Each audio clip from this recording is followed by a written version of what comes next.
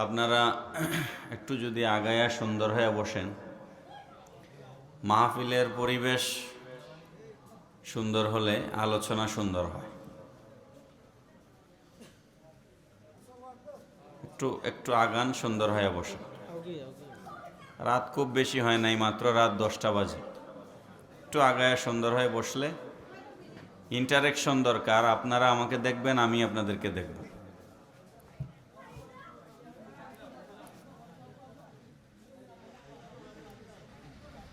আলহামদুলিল্লাহ আলহামদুলিল্লাহি কাফা ওয়াসসালাতু ওয়াসসালামু আলা ইবাদিহিল্লাযীনা ইসতাফা।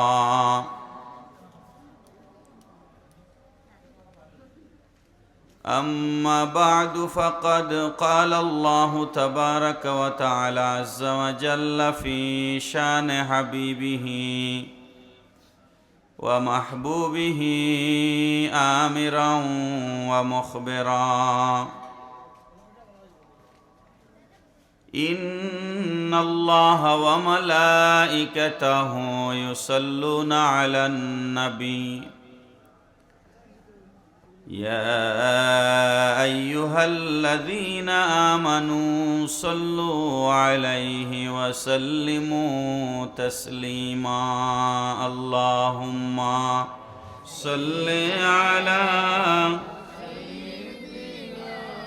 مولانا محمد وعلى آل سيدنا।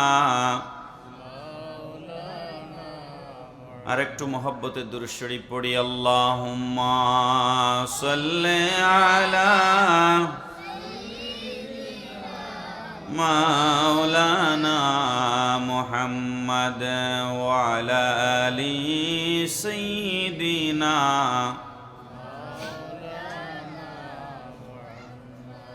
ওয়া সাল্লাল্লাহু আলা নূরিন के जो शुद नूर पैदा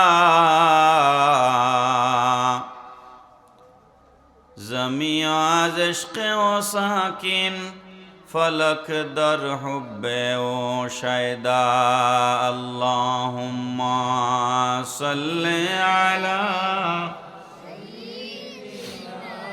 मौलाना मुहम्मद व अला आलि सय्यिदिना।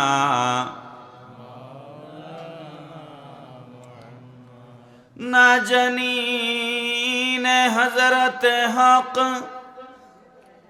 सदर बदर कायनात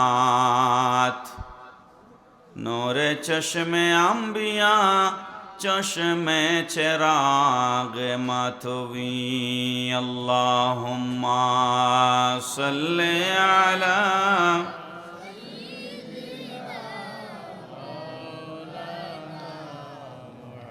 व अला आलि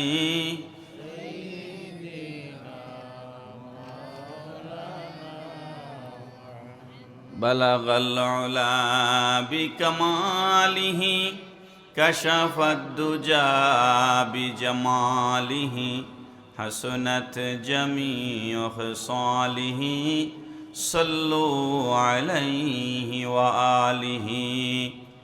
मौलाय सल्ली व सल्लिम व बारिक अलैहि। अऊज़ु बिल्लाहि मिनश शैतानिर रजीम। बिस्मिल्लाहिर रहमानिर रहीम। वल्लज़ीन जाऊ मिन बअदिहिम यक़ूलूना रब्बना इग़फ़िर लना व लिइख़वानिना अल्लज़ीना सबक़ूना बिल ईमान। सदक़ल्लाहु मौलानाल अज़ीम व सदक़ रसूलुहुन नबियुल हबीबुल करीम। निश्चिंतपुर हजरत कामिल शाह रहमतुल्लाह अलैहि इसाले सोआब एवं मरहुम गाजी हाजी गनी मियार परिवारेर समस्त मुर्देगानदेर इसाले सोआब उपलक्षे আয়োজিত চতুর্থ বার্ষিক ইসলামী সুন্নি সম্মেলনের মহতারাম সভাপতি জনাব মোহাম্মদ আফতাব আলী সাহেব, আমার আগে গুরুত্বপূর্ণ তকরির পেশ করেছেন হজরত মৌলানা কামরুল ইসলাম নাসিমুল হক সাহেব জালালপুরি। তার আগে গুরুত্বপূর্ণ বয়ান পেশ করেছেন হজরত মৌলানা মুফতি নেসার আহমদ সাহেব সহ সম্মানিত উলামায়ে কেরাম, মুরব্বিয়ানে কেরাম, যুবক ভাইরা, বিশেষ করে আমাকে যিনি দাওয়াত করে এখানে এনেছেন আমার অত্যন্ত শ্রদ্ধাভাজন জনাব নেসার ভাই সহ উপস্থিত উলামায়ে কেরাম, পর্দার ভিতরে সম্মানীয় মা বোনেরা, আমরা সবাই আল্লাহ পাকের দরবারে শুকরিয়া জ্ঞাপন করছি যে শাবান চাঁদের এই গুরুত্বপূর্ণ রাতে আল্লাহ পাক আমাদেরকে তৌফিক দিয়েছেন। আল্লাহ পাক তৌফিক না দিলে কারো পক্ষে এখানে আসা সম্ভব হতো না। রজব মাস হচ্ছে চারা রোপণ করবার মাস, আর শাবান মাস হচ্ছে পানি দিয়ে পরিচর্যা করবার মাস, আর রমজানুল মোবারক হচ্ছে ফসল গড়ে তুলবার মাস। তো এমন একটা বরকতময় সময়ে পবিত্র শবে বরাতের এই চাঁদে আমরা আজকে আল্লাহর এক মহান ওলির ইসালে সওয়াব মাহফিলে বসার তৌফিক আল্লাহ পাক দান করেছেন। মুনিবের দরবারে আমরা উচ্চ আওয়াজে সকলে পড়ি আলহামদুলিল্লাহ। একটু আওয়াজ করে সবাই পড়েন আলহামদুলিল্লাহ। আমরা আল্লাহ পাকের শুকরিয়া এই কারণে আদায় করতে হবে, কারণ হচ্ছে আল্লাহ পাক আমাদেরকে সৃষ্টি করেছেন এবং আল্লাহ পাক আমাদেরকে প্রতিনিয়ত রিজিক দিচ্ছেন, ঠিক কিনা বলেন? আপনি বলতে পারেন যে হুজুর আমি কামাই করি, আমি পরিশ্রম করি, আমি সারাদিন চাকরি করি, ব্যবসা করি, আমি খেতে কাজ করি, তো রিজিক তো আমি আমার রিজিক তৈরি করি। আপনি কি রিজিক তৈরি করতে পারবেন? আপনি কি দান বানাইতে পারবেন? চাউল বানাইতে পারবেন? আটা গম আপনি বানাতে পারবেন? আপনি কি আম বানাইতে পারবেন? কাঁঠাল, তরমুজ, পেয়ারা বানাতে পারবেন? হ্যাঁ, আপনি পরিশ্রম করে কাঁঠাল গাছ তুলতে পারবেন, কিন্তু কাঁঠাল তো আপনি বানাইতে পারবেন না। আম তো আপনি ধরাইতে পারবেন না। আঙ্গুর, বেদানা তো আপনি পারবেন না সৃষ্টি করতে। সমস্ত কিছুর মালিককে। তো সেই আল্লাহ আমাদেরকে রিজিক দিচ্ছেন, এবাদত করলেও দেন, না করলেও দেন। ওইটা এক আলোচনা, আমি সেদিকে করব না, যাব না।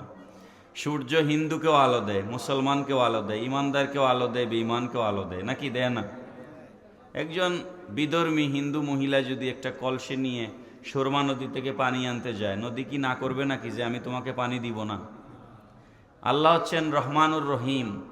তিনি এমন দয়ালু যে তাকে ডাকলেও রিজেক্ট দেয়, না ডাকলেও রিজেক্ট দেয়। পড়েন সুবহানাল্লাহ। তবে যারা ডাকে, আল্লাহকে যারা ডাকে, তাদের জন্য দুনিয়াতেও আছে, আখেরাতেও আছে। আর যারা ডাকে না, শুধু দুনিয়ায় পাবে, আখেরাতে তাদের জন্য কোনো হিস্সা নাই। আখেরাতে তারা কোনো অংশ পাবে না। আমি কি বুঝাইতে পারতেছি আপনাদেরকে? এই জন্য আল্লাহর শুকরিয়া আদায় করা দরকার যে আল্লাহ পাক সুস্থ রেখে এই মুহূর্তে কত মানুষ হসপিটালে আছে। উসমানী মেডিকেলে আপনি যান, দেখবেন গিয়ে সিটের উপরেও মানুষ আছে, নিচেও আছে, বারান্দায়ও আছে। আছে না নাই ভাই? আমরা যারা একবার উসমানী মেডিকেলে গেছি তারা আমরা এই দৃশ্য দেখেছি যে হসপিটালের সিটে জায়গা নাই, এত অসুস্থ মানুষ। হসপিটাল যান, রাগিব রাবিয়া মেডিকেলে যান, নর্থ ইস্টে যান, উসমানীতে যান, হসপিটাল গিয়ে ঢুকলে মনে হয় পৃথিবীর সব মানুষ অসুস্থ। তো এর ভিতরে আল্লাহ পাক আপনাকে সুস্থ রেখেছেন, আলহামদুলিল্লাহ বলার দরকার আছে না নাই? আপনাকে আল্লাহ পাক দেখবার শক্তি দিয়েছেন, কত মানুষ দেখার সুযোগ পাচ্ছে না। চোখে জ্যোতি কে দিয়েছেন? আল্লাহ পাক দিয়েছেন। আপনি যদি অঙ্গ প্রত্যঙ্গের শুকরিয়া আদায় করেন, এই যে ঢাকা সিলেট মহাসড়কে কাজ হচ্ছে, 6 লেনের কাজ হচ্ছে, আমরা তো প্রতিদিন সফর করি। আর আমার বেশিরভাগ মাহফিল হচ্ছে একটু দূরে, হবিগঞ্জ, ব্রাহ্মণবাড়িয়া, ওই রোডে আমার মাহফিল বেশি। তো এই রাস্তাটা আমার প্রতিদিনই পার করতে হয়। আগামীকালকেও আমার মাহফিল আছে হবিগঞ্জে। তো এখন যে পরিমাণ ধুলাবালু আমাদের রাস্তার মধ্যে উড়ে, এসবগুলা ধুলা যদি আমাদের চোখে থাকি যেত, তাইলে আমরা কেউ চোখে দেখতাম না। আপনি দেখবেন ঘুম থেকে উঠেছেন, সারাদিন কাজ করেছেন, ঘুম থেকে ওঠার পরে চোখের কোনা দিয়ে একটু সাদা ময়লা বের হয়েছে, হয়েছে কি হয় নাই? চোখের পানি ঠান্ডা না গরম? চোখের পানি ঠান্ডা না গরম বলেন? উষ্ণ গরম, যেটাকে আমরা বলি ওয়ার্ম ওয়াটার। মানে যেটা গরম বললে আমার মুরব্বী সব খুব সুন্দর করে উত্তর দিয়েছেন যে ঠান্ডাও না গরমও না। এইটাই আসলে উত্তরটা, এইটাই। বেশি গরম হলে তো আপনার অসুবিধা। এটা হটও না, কুলও না, এটা হচ্ছে ওয়ার্ম ওয়াটার, চোখের পানি, উষ্ণ গরম। এই পানিটাকে আল্লাহ পাক এমন পরিমাণ গরম করেছেন, সারাদিন কাজ করে আপনার চোখে যত ময়লা জমেছে, আপনি ঘুমের সাথে সাথে এই চোখের পানিটা আবার চোখের ভেতরকে পরিশুদ্ধ করে সমস্ত ময়লা চোখের কোনা দিয়ে বের করে দেয়। পড়েন সুবহানাল্লাহ। কয়টা ড্রপ ব্যবহার করেছেন চোখে সারা জীবন? যত পরিমাণ ময়লা আপনার চোখে ঢুকে, একটা ড্রপও ব্যবহার করতে হয় নাই। অসুস্থ হলে ভিন্ন জিনিস, ঠিক কিনা বলেন? তো আল্লাহ পাক রব্বুল আলামিন কত দয়া আমাদেরকে করেছেন, আলহামদুলিল্লাহ। আমি যদি এইভাবে একটার পর একটা বলতে চাই, কত নেয়ামত আল্লাহ পাক আমাদেরকে দান করেছেন, সমস্ত নেয়ামত আপনি গুণে শেষ করতে পারবেন না, এত নেয়ামত আল্লাহ পাক আমাদেরকে দান করেছেন। আল্লাহর নেয়ামতের মধ্যে সব থেকে বড় নেয়ামত হচ্ছে শারীরিক সুস্থতা। এর থেকে বড় কোনো নেয়ামত নাই। আপনি লন্ডন থাকেন না, আমেরিকা থাকেন না, অস্ট্রেলিয়া যাইতে পারেন নাই, কানাডা যাইতে পারেন নাই, কিন্তু আপনি সুস্থ আছেন। আরেকজন লন্ডন থাকে অসুস্থ, কানাডা থাকে বেআরামে বিছানায় পড়ে আছে, তার টাকা পয়সা ধন সম্পদের এক পয়সারও মূল্য নাই। কথা ঠিক না বেঠিক বলেন?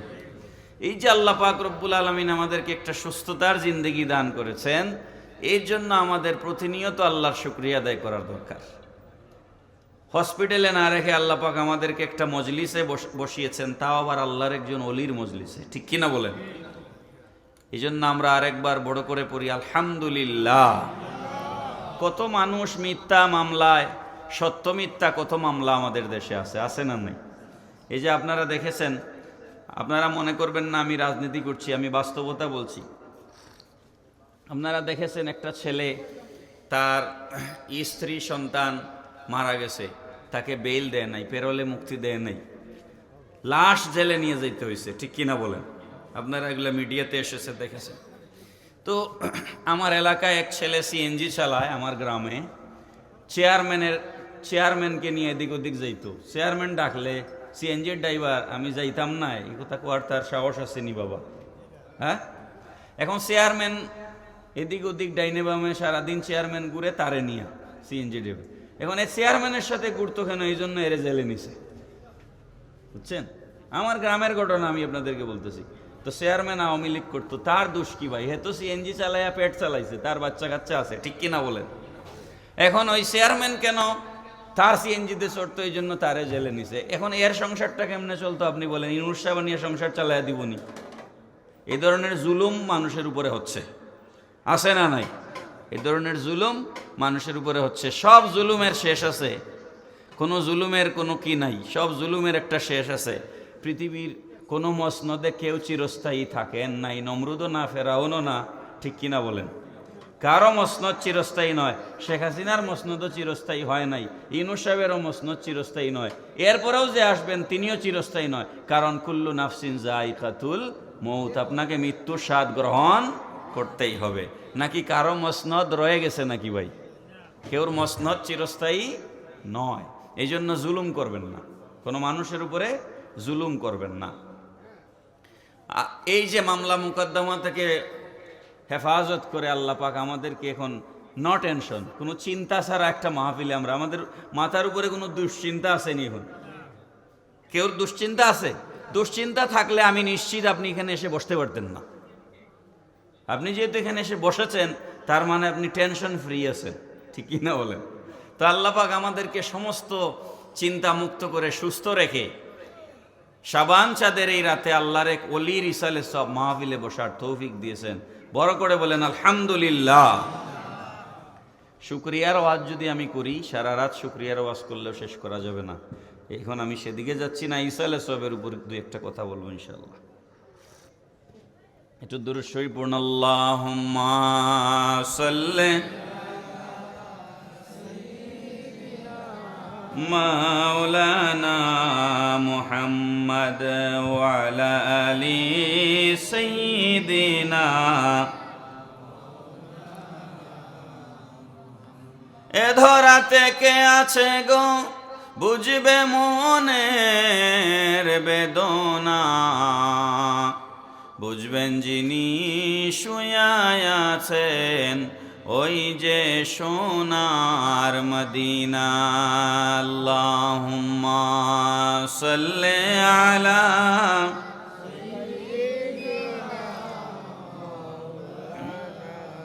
মুহাম্মদ ওয়া আলা আলি সাইয়্যিদিনা। দয়া করে দয়াল নবী ডাকুন একবার মদিনায়, পাপি তাপি উম্মত আপনার রোজা পাখে যাইতে চায়। আল্লাহুম্মা সাল্লি আলা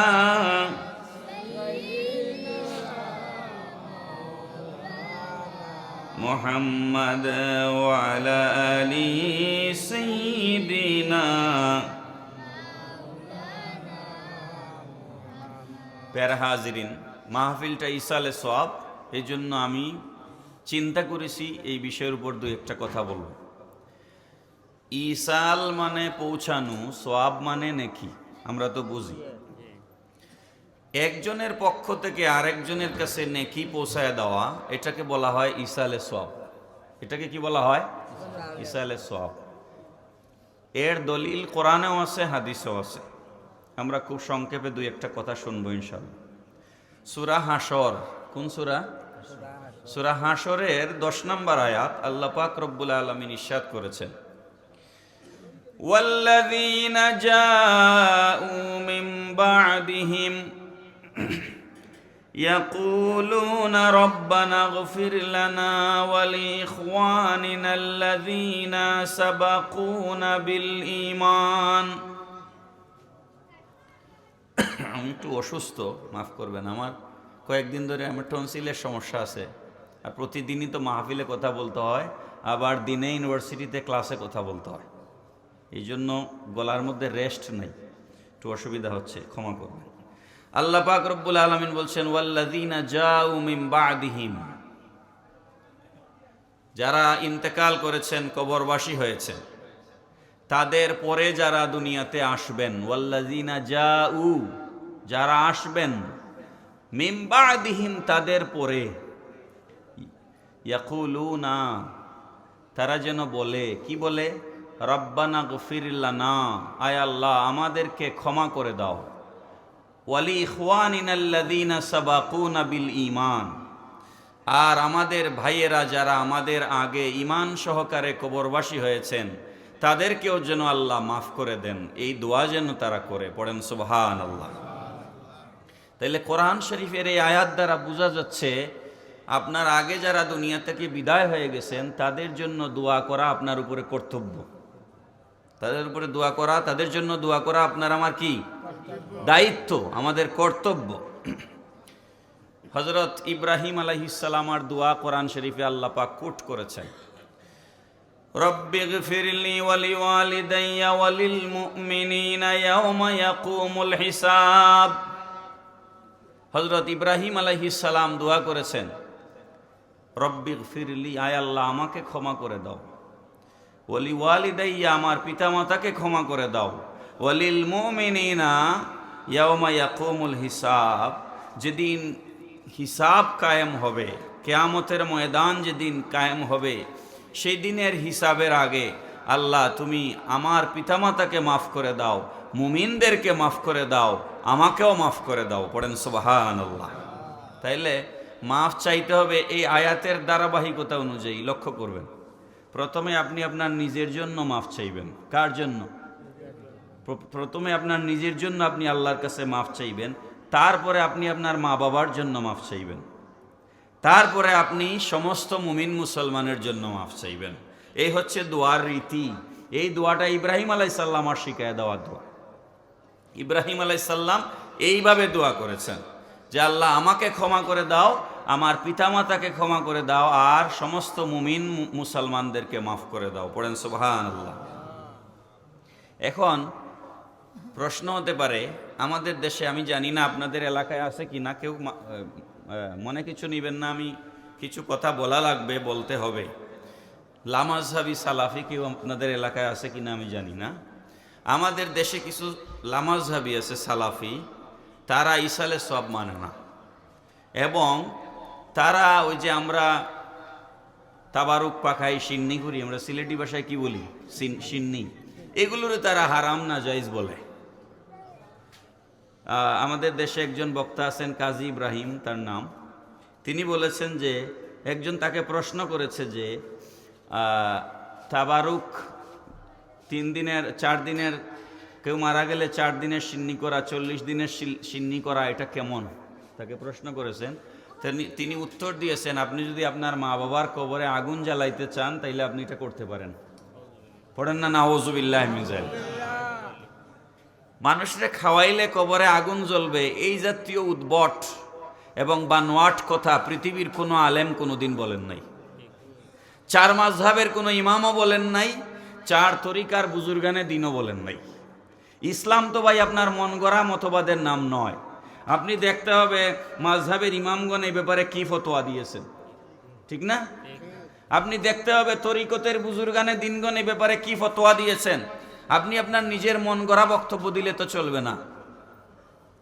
তাকে একজন প্রশ্ন করেছে পীরের কাছে মুরিদ হওয়া যাবে কিনা, সে উত্তর দিয়েছে, এই কাজী ইব্রাহিম সাহেব বলছে, পীর ধরা আর লাং ধরা এক কথা।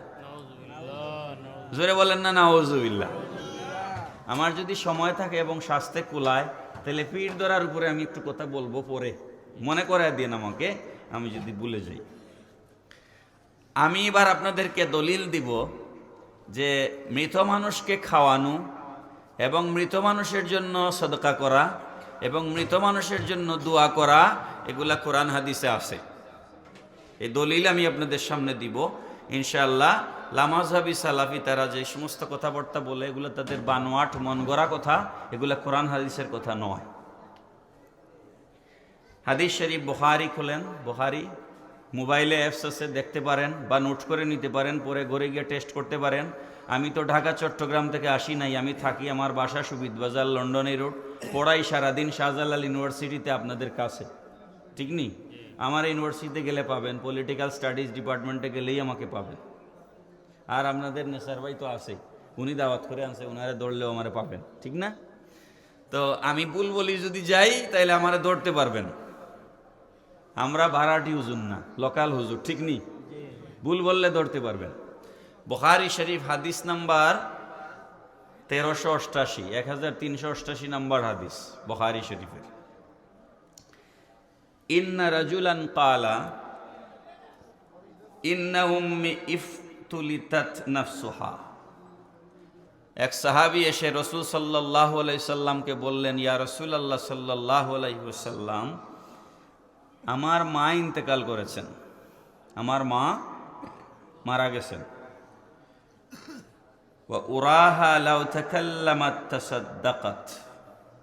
আমার ধারণা, আমার মাকে তো আমি চিনি, হঠাৎ করে তিনি মারা গেছেন, আমাদেরকে কিছু ওসিয়ত করে বা কিছু বলে যাওয়ার তিনি সুযোগ পান নাই, কিছু ওসিয়ত করে যাওয়ার তিনি আমাদেরকে সুযোগ পান নাই।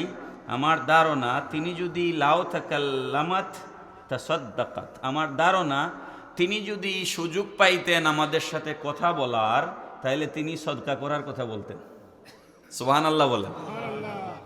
তাইলে বোঝা যাচ্ছে সাহাবায়ে কেরামের আমলে সদকার বিধান ছিল, সদকার রীতিনীতি ছিল, ঠিক কিনা বলেন?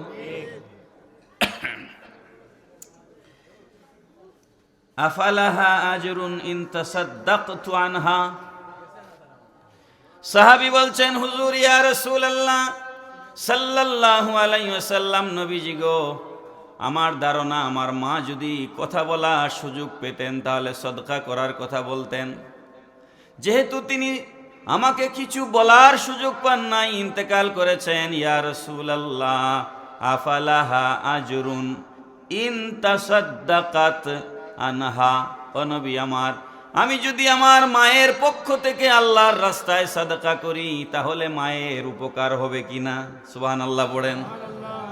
সাহাবী নবীজিকে প্রশ্ন করছেন, আমি যদি আমার মায়ের পক্ষ থেকে কিছু সাদকা করি তাহলে আমার মায়ের উপকার হবে কিনা? কালা নাম, নবীজি বললেন, হ্যাঁ, তুমি যদি সাদকা করো সেই সাদকার সওয়াব তোমার মায়ের আমল নামায় পৌঁছে যাবে। পড়েন সুবহানাল্লাহ। আপনারা উলামায়ে কেরামদের কাছ থেকে এই হাদিসটা সব সময় শুনেছেন। আপনাদের জানা একটা হাদিস আমি আপনাদেরকে শোনাচ্ছি। এই হাদিস শরীফের মধ্যে নবীজিটা মুসলিম শরীফের হাদিস, 1631 নম্বর হাদিস। কোন কিতাব? মুসলিম শরীফ। বলেন কোন কিতাব? মুসলিম শরীফের। এক সময় বাবা আপনারা ফুলতলি সাহেব, তারপরে বিস্কুটি সাহেব, তারপরে আরও সাহেব, বড় বড় উলামায়ে কেরাম যখন বয়ান করছেন তখন আপনারা এগুলা ওই কোন কিতাবে আছে এগুলো আপনাদের শোনার কোনোদিন দরকারও পড়ে না। কিন্তু এখন এমন এক জমানা আসছে, এখন লামাজাবিরা নাম্বার দিয়ে ওয়াজ করে, এখন আমরারও নাম্বার দেওয়া লাগে। ঠিক না? ঠিক বলে। আর নাইলে এই হাদিস নাম্বার, আলিমের কথা কি আপনারা বিশ্বাস করেন না? তারপরেও আমাদের নাম্বার বলা লাগে। এই এক জমানায় আমরা আছি আর কি। নবী পাক সাল্লাল্লাহু আলাইহি সাল্লাম বলেছেন, ইজা মাতাল ইনসানু ইনকাতা আমালুহু, একজন মানুষ যখন মারা যায়, মারা যাওয়ার সাথে সাথে তার সমস্ত আমলের দরজা বন্ধ হয়ে যায়। ঠিক কিনা বলেন? আপনি যেদিন মারা গেলেন তারপরে কি আপনি ভাই আর নামাজ পড়তে পারবেন? বলেন পারবেন? রোজা রাখতে পারবেন? হজ যাকাত কিছুই করতে পারবেন না। মারা গেলেন মানে আপনার আমলের দরজা চিরতরে বন্ধ হয়ে গেল, চিরতরে বন্ধ হয়ে গেল। নবী পাক সাল্লাল্লাহু আলাইহি সাল্লাম বলছেন, তবে হে আমার উম্মতেরা শোনো, যদিও আমলের দরজা বন্ধ হয়ে যায়, ইল্লা মিন সালাসিন, তিনটা আমল তোমরা মারা যাওয়ার পরেও জারি থাকে। পড়েন সুবহানাল্লাহ। আপনি কবরে কিন্তু আমল জারি থাকবে। কয়টা? বলেন কয়টা? মুখস্থ করতে হবে। ওয়াজ শুনলাম, কি শুনলাম কিছুই মনে থাকলো না, এই জাতীয় ওয়াজ দিয়া সমাজের কোনো ফায়দা নাই। আমাদের দেশে এখন এরকম বহুত বক্তা আছে, আসে আধা ঘন্টা পয়লা জিকির করে, মাঝখানে 10 মিনিট ওয়াজ করে, লাস্টে আবার আধা ঘন্টা জিকির করে ওয়াজ শেষ। আছে না নাই? আর ভিজিট 50-60 হাজার, 70 হাজার, 1 লাখ, এরকম আছে কি নাই? না না, এগুলা দিয়ে সমাজ না, সমাজের কোনো ফায়দা হবে না, আপনার কোনো ফায়দা হবে। আপনি মারা গেলেন, মারা যাওয়ার পরও আপনার কবরে তিনটা আমল, দুনিয়ার থেকে কবরে তিনটা আমল জারি থাকবে। পড়েন সুবহানাল্লাহ। তিনটা আমল কি কি? 1 নাম্বার নবীজি বলছেন সাদাকাতিন জারিয়া। সাদকায়ে জারিয়া, আপনি কোনো নেক কাজ করে গেছেন, মসজিদ বানায়া গেছেন, মাদ্রাসা বানায়া গেছেন, খানকা বানায়া গেছেন, এতিমখানা বানায়া গেছেন, রাস্তার পাশে একটা গাছ লাগায়া গেছেন, একটা স্কুল নির্মাণ করছেন, একটা ব্রিজ কালভার্ট বানাইছেন, মানুষের যাতায়াতের জন্য একটা রাস্তা তৈরি করেছেন। এই সব কিছু হচ্ছে সাদকায়ে জারিয়া। যতদিন মসজিদ থাকবে, সেজদা হবে, ততদিন পর্যন্ত আপনার আমল নামায় সওয়াব নেকি যাবে। যতদিন মাদ্রাসা থাকবে আপনার আমল নামায় নেকি যাবে। গাছ একটা লাগাইছেন, বড়ই গাছ, বাচ্চারা রাস্তা থেকে বড়ই পেরে খায়। একটা আম গাছ লাগাইছেন, প্রচণ্ড গরমের মধ্যে মানুষ গাছের নিচে বসে, জ্যৈষ্ঠ মাসের, চৈত্র মাসের গরমে একটু ঠান্ডা বাতাস, ঠান্ডা হাওয়া গায়ে লাগায়। এই যে আপনার লাগানো গাছের নিচে একজন বান্দা বসে আরাম করছে, এর আত্মা দোয়া দিবে, সেই দোয়া আপনার কবরে পৌঁছে যাবে। পড়েন সুবহানাল্লাহ। আমরা মক্তবে পড়ছিলাম, আমাদের হুজুররা সিলেটি ভাষায় পড়াইতো, ওই যে মুনাফিকের আলামত পড়াইতো। পথে কি পথের ধারে হাগামুতা সারো, নাহিলে আজাব হবে হাসরেতে বড়। আমাদের হুজুর পড়াইছিলেন, সেই ছোট থাকতে এখনো মনে আছে। রাস্তার পাশে পেশাব পায়খানা করবেন না। রাস্তা থেকে ইমাতাতুল আযানিত তরিক, নবী পাক সাল্লাল্লাহু আলাইহি ওয়াসাল্লাম বলেছেন, রাস্তা থেকে মানুষের কষ্টদায়ক জিনিস যে সরায়া দেয়, এটা ইমানের একটা 77 ডালের একটা ডাল। পড়েন সুবহানাল্লাহ। ইমানের কয়টা শাখা? ইমানের শাখা কয়টা? 77টা। কয়টা? 77টা। এর মধ্যে ইমানের একটা শাখা হচ্ছে ইমাতাতুল আযানি তরিক, চলার পথের, মানুষের চলার পথের কাঁটা দূর করে দাও। আমাদের দেশে আরেকজনের রাস্তা দেয়াল দিয়া বন্ধ করে দে, এরকম মুসলমান আছে না নাই? তার মানে তার ইমানই নেই। যে আরেকজনের রাস্তা বন্ধ করে দেয় তার ইমানই নেই। নবীজি বলেছেন রাস্তা ক্লিয়ার করে দাও, আর তুমি ব্যারিকেড তৈরি করতেছো। এই যে দেশে যে আন্দোলন হয়, এটা এখনকার কথা বলতেছি না, যখন আগেও হয়েছে, এখনো হচ্ছে, ভবিষ্যতেও আমাদের দেশে হইতে পারে। রাস্তা বন্ধ করে ব্লকেট তৈরি করে আন্দোলন করা এটা হারাম। কারণ আপনি ব্লকেট তৈরি করার কারণে একজন মানুষ হসপিটাল যাইতে পারতেছে না, সে অ্যাম্বুলেন্সের মধ্যেই মারা যাচ্ছে। এরকম ঘটনা আমাদের দেশে আছে না নাই? তাইলে রাস্তা ব্যারিকেড দিয়ে ব্লকেট তৈরি করে কোনো ধরনের দাবি আদায়ের আন্দোলন করা জায়েজ নাই। সেটা বিএনপির আমল হোক, আওয়ামী লীগের আমল হোক, আর ইউনূসের আমল হোক, যেই আমল হোক না কেন, সর্বাবস্থায় এটা জায়েজ নাই। রাস্তায় ব্যারিকেড তৈরি করা, অন্তত সময় নাই, ওয়াজ তো অন্যদিকে চলে যাচ্ছে। কোরআনুল কারীমের মধ্যে আল্লাহ পাক বলেছেন সুরের শাস্তি হচ্ছে হাত কাটা। সুরের শাস্তি কি? আস-সারিকু ওয়াস-সারিকাতু ফাকতাউ আইদিয়াহুমা।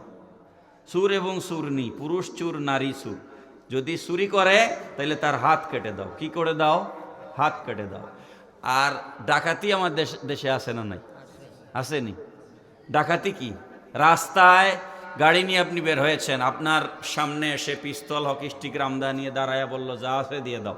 হ্যাঁ, আপনার রাস্তা বন্ধ করলো, ব্যারিকেড তৈরি করলো, করে আপনাকে অস্ত্রের মুখে জিম্মি করে আপনার জিনিসপত্র লুণ্ঠন করলো। এটাকে বলা হয় ডাকাতি। এটাকে কি বলা হয়? ডাকাতি। ডাকাতির শাস্তি কোরআনে কি বলা হয়েছে জানেন? ওই ডাকাতকে রাষ্ট্রীয় আইন বিচার বিভাগ ওই ডাকাতকে জিজ্ঞেস করবে তোমার ডান হাত দরকার নাকি বাম হাত দরকার, তোমার ডান পা দরকার নাকি বাম পা দরকার। সে যদি বলে আমার ডান হাত দরকার, তাহলে বিচারক তার বাম হাত এবং ডান পা কাটার হুকুম দিবেন। ক্রস কাটিং হবে, ক্রস কাটিং। সে যদি বলে আমার বাম হাত দরকার, তাহলে বিচারক তার ডান হাত এবং বাম পা কাটার হুকুম দিবেন। এটা হলো ডাকাতির শাস্তি। এরকম একটা শাস্তি যদি দেওয়া যায়, আর ডাকাতি হইব নি? তো ইসলামের আইন আসেনি ভাই? ইসলামের আইন নাই বলেই তো এই সমস্ত অশান্তি।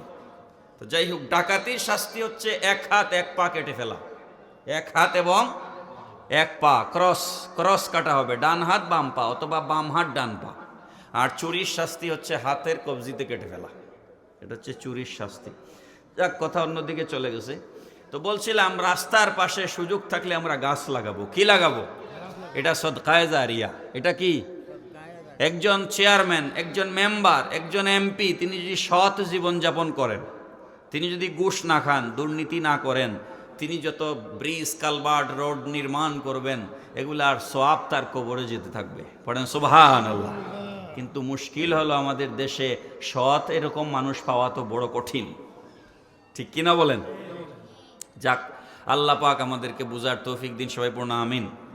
তাহলে তিনটা আমলের প্রথমটা কোনটা বললাম? সদকায়ে জারিয়া। সদকায়ে জারিয়া দীর্ঘমেয়াদী আমল, দীর্ঘমেয়াদী আমল, এটা জারি থাকবে। এটা কি থাকবে? জারি থাকবে। 2 নাম্বার হচ্ছে আও ইলমিন ইউনতাফাউ বিহি, এমন এলেম, এমন জ্ঞান, যেই জ্ঞান সমাজকে উপকার দেয়, এমন জ্ঞান। যেমন বোঝানোর জন্য আমি আপনাদেরকে বলতেছি, দারুল কেরাত 70-80 বছর আগে প্রতিষ্ঠা হয়েছে। সেই দারুল কেরাতের ফায়দা সমাজে এখনো আছে না নাই? হ্যাঁ, ভবিষ্যতে থাকবে কিনা? যতদিন থাকবে ততদিন সওয়াব আমল নামায় যেতে থাকবে। পড়েন সুবহানাল্লাহ। এই যে হাদিস আপনাদেরকে বলতেছি, ইমাম মুসলিম রাহমাতুল্লাহ আলাইহি মুসলিম শরীফের মধ্যে হাদিস শরীফ সংকলন করেছেন। 1631 নম্বর হাদিস আপনাদেরকে শোনাচ্ছি। ইমাম মুসলিম যদি হাদিসটা ওনার কিতাবে সংকলন করে না যেতেন, আমাদের মতো ছোটোখাটো আলেমদের পক্ষে হাদিস খুঁজে বের করে বয়ান করা সম্ভব হতো না, ঠিক কিনা বলেন? আমরা তো ছোটো ছোটো মৌলবী। তো ইমাম মুসলিম রাহমাতুল্লাহ আলাইহি এই হাদিস সংকলন করে গেছেন, আর উনার কিতাব থেকে পড়ে আমি আপনাদের সামনে বয়ান দিচ্ছি। এই বয়ানের সওয়াব ইমাম মুসলিম রাহমাতুল্লাহ আলাইহির মাজার শরীফে পৌঁছে যাচ্ছে। পড়েন না সুবহানাল্লাহ। তো এই যে আপনি ফুলতলি সাহেব কিবলা দারুল কিরাত প্রতিষ্ঠা করে গেলেন, এর সওয়াব যাচ্ছে নি? বলেন যাচ্ছে কি যাচ্ছে না? আরো যত বুজুর্গানে দিন উলামায়ে কেরাম যত এরকম এলমি খেদমত করে গেছেন, সমস্ত এলমি খেদমত যেগুলা সমাজের উপকার করে, সে সমস্ত এলমি খেদমত তিনি দুনিয়ায় থাকবেন না, কিন্তু সওয়াব কবরে জারি থাকবে। পড়েন সুবহানাল্লাহ। আপনারা বলবেন শুধু আপনি ধর্মীয় লাইনের কথা বললেন, হ্যাঁ দুনিয়াবি লাইনেও সওয়াব থাকবে। একজন ডাক্তার, সে হচ্ছে ভ্যাকসিন আবিষ্কার করছে, হ্যাঁ, সে যদি মুসলমান হয়, ইমানদার হয়, একজন ডাক্তার ক্যান্সারের ট্রিটমেন্ট আবিষ্কার করে ফেললো, যদিও এখনো পৃথিবীতে ক্যান্সারের চিকিৎসা আবিষ্কার হয় নাই। তো কেউ একজন যদি ক্যান্সারের চিকিৎসা আবিষ্কার করে ফেলে, সে যদি ইমানদার হয়, তাহলে যত মানুষ ক্যান্সার রোগ থেকে ভালো হবে, অন্তর দোয়া করবে, আমল নামায় সওয়াব যেতে থাকবে। পড়েন সুবহানাল্লাহ। এটা হচ্ছে এলমের, জ্ঞানের ফায়দা। কিসের ফায়দা? জ্ঞানের ফায়দা। জ্ঞান সমাজকে কোনো ক্ষতি দেয় না, জ্ঞান সবসময় সমাজকে উপকার দেয়। এই জন্য বলা হয় আল ইলমু নূরুন, জ্ঞান হচ্ছে আলো। জ্ঞান হচ্ছে কি? আলো। আপনার এলাকায় যদি একজন বড় আলেম হয়, এই নিশ্চিন্তপুর যদি একজন বড় আলেম হয়, সে একলা আলেম হবে নাকি এলাকাতেও আলো দিবে? আপনার মাথার উপরে, এই যে আমাদের মাথার উপরে লাইট জ্বলতেছে, এই বাতিগুলো কি আমার একলা আলো দিচ্ছে না আপনাদেরকেও দিচ্ছে? সবাইরে দিচ্ছে। সুতরাং এলাকায় যদি একজন ভালো আলেম তৈরি হয়, ওই আলেম গোটা এলাকাকে আলোকিত করবে। আল্লাহ কবুল করলে দেশকে আলোকিত করবে, আল্লাহ কবুল করলে আন্তর্জাতিক পর্যায়েও তার খেদমত ছড়িয়ে পড়বে। ঠিক কিনা বলেন? যেমন শাহজালাল, সুবহানাল্লাহ পড়ে, শাহজালাল সারা পৃথিবীতে তার প্রভাব আছে না নাই? আউলিয়ায়ে কেরামের প্রভাব। গাউসে পাক কোথাকার মানুষ? আব্দুল কাদের জিলানী রাহমাতুল্লাহ আলাইহি বাগদাদে শুয়ে আছেন, ইরাকের জমিনে। সারা পৃথিবীতে কাদরিয়া তরিকার মানুষ আছে, আর গৌসে পাকের ভক্ত অনুরক্ত আছে না নাই? দেখেন, তিনি ইরাকের মানুষ, সারা পৃথিবীতে তার আলো ছড়িয়ে গেছে। সুবহানাল্লাহ। তাহলে 2 নাম্বারটা হচ্ছে এমন জ্ঞান, যেই জ্ঞান সমাজকে উপকার দেয়। পড়েন সুবহানাল্লাহ। 1 নাম্বারটা কি বলছি দেখি মনে আছে কিনা? গাছ লাগানো না, মানে সদকায়ে জারিয়া। গাছ লাগানো একটা উদাহরণ, ঠিক আছে। সদকায়ে জারিয়া, সেটা এতিমখানা হতে পারে, মসজিদ হতে পারে, মাদ্রাসা হতে পারে, খানকা হতে পারে, স্কুল হতে পারে, রাস্তাঘাট হতে পারে, যে কোনো কিছু হতে পারে, সদকায়ে জারিয়া। আর 4 নাম্বার হচ্ছে আও ওয়ালাদিন সালিহিন ইয়াদউ লাহু। পড়েন সুবহানাল্লাহ। নবীজি বলছেন, কোন আল্লাহর বান্দা যদি একজন নেককার আওলাদ জমিনে রেখে যায়, নেককার আওলাদ নবীজি বলেছেন, কারণ আওলাদের মাঝে শয়তানের হাড্ডিও আছে না নাই? সন্তান কথা শোনে না, হুজুর আমার ছেলে কথা শোনে না, হুজুর আমার মেয়ে কথা শোনে না। আমি একটা মসজিদে জুমা পড়াই, আল্লাহর ওয়াস্তে পড়াই, কোনো পয়সা নেই না, কারণ আমি তো চাকরি করি ইউনিভার্সিটিতে, বড় বেতনের, আলহামদুলিল্লাহ। আমি এক মসজিদে জুমা পড়াই, 2টা। প্রথম পাঠানটুলা বায়তুল মামুর জামে মসজিদ, আপনারা যারা রাকিব রাবিয়া মেডিকেল চিনেন, তার পশ্চিমের গলিতে আমি 7 বছর জুমা পড়াইছি। বায়তুল মামুর জামে মসজিদ 2 তলা মসজিদ ছিল, আমি এটা 4 তলা করে দিয়ে আসি। আর এখন আমি 2010 থেকে এই 2026, না 2014 থেকে 2026, আমি এই 2014 থেকে একটা মসজিদে জুমা পড়াচ্ছি, খাদিমপাড়া, শাহপাড়া। তো আমার কাছে প্রায় মানুষ আসে, হুজুর আমার ছেলে কথা শুনে না, একটা তাবিজ দেন। হ্যাঁ, হুজুর যারা ইমামতি করে মসজিদে, তাদের এই অভিজ্ঞতা আছে, হুজুর আমার ছেলে কথা শুনে না, একটা তাবিজ দেন। তো আমি প্রথমে একটু হাসি, বলি ভাই আমি হুজুর না, আমি তো প্রফেসর। তো বলে আপনি তো হুজুরও প্রফেসরও। তো বলে এই কথা ঠিক আছে, হুজুরও প্রফেসরও। তো আমি বলি ভাই তাবিজ তো খালি বাচ্চারে দিলে হবে না, তাবিজ বাপরেও দেওয়া দরকার, মারেও দেওয়া দরকার। তো কই কেন হুজুর? বলে আপনি তো আপনার বাচ্চারে ঠিক লাইনে রাখেন নাই, আপনি দুনিয়া খাইতে চাইছেন।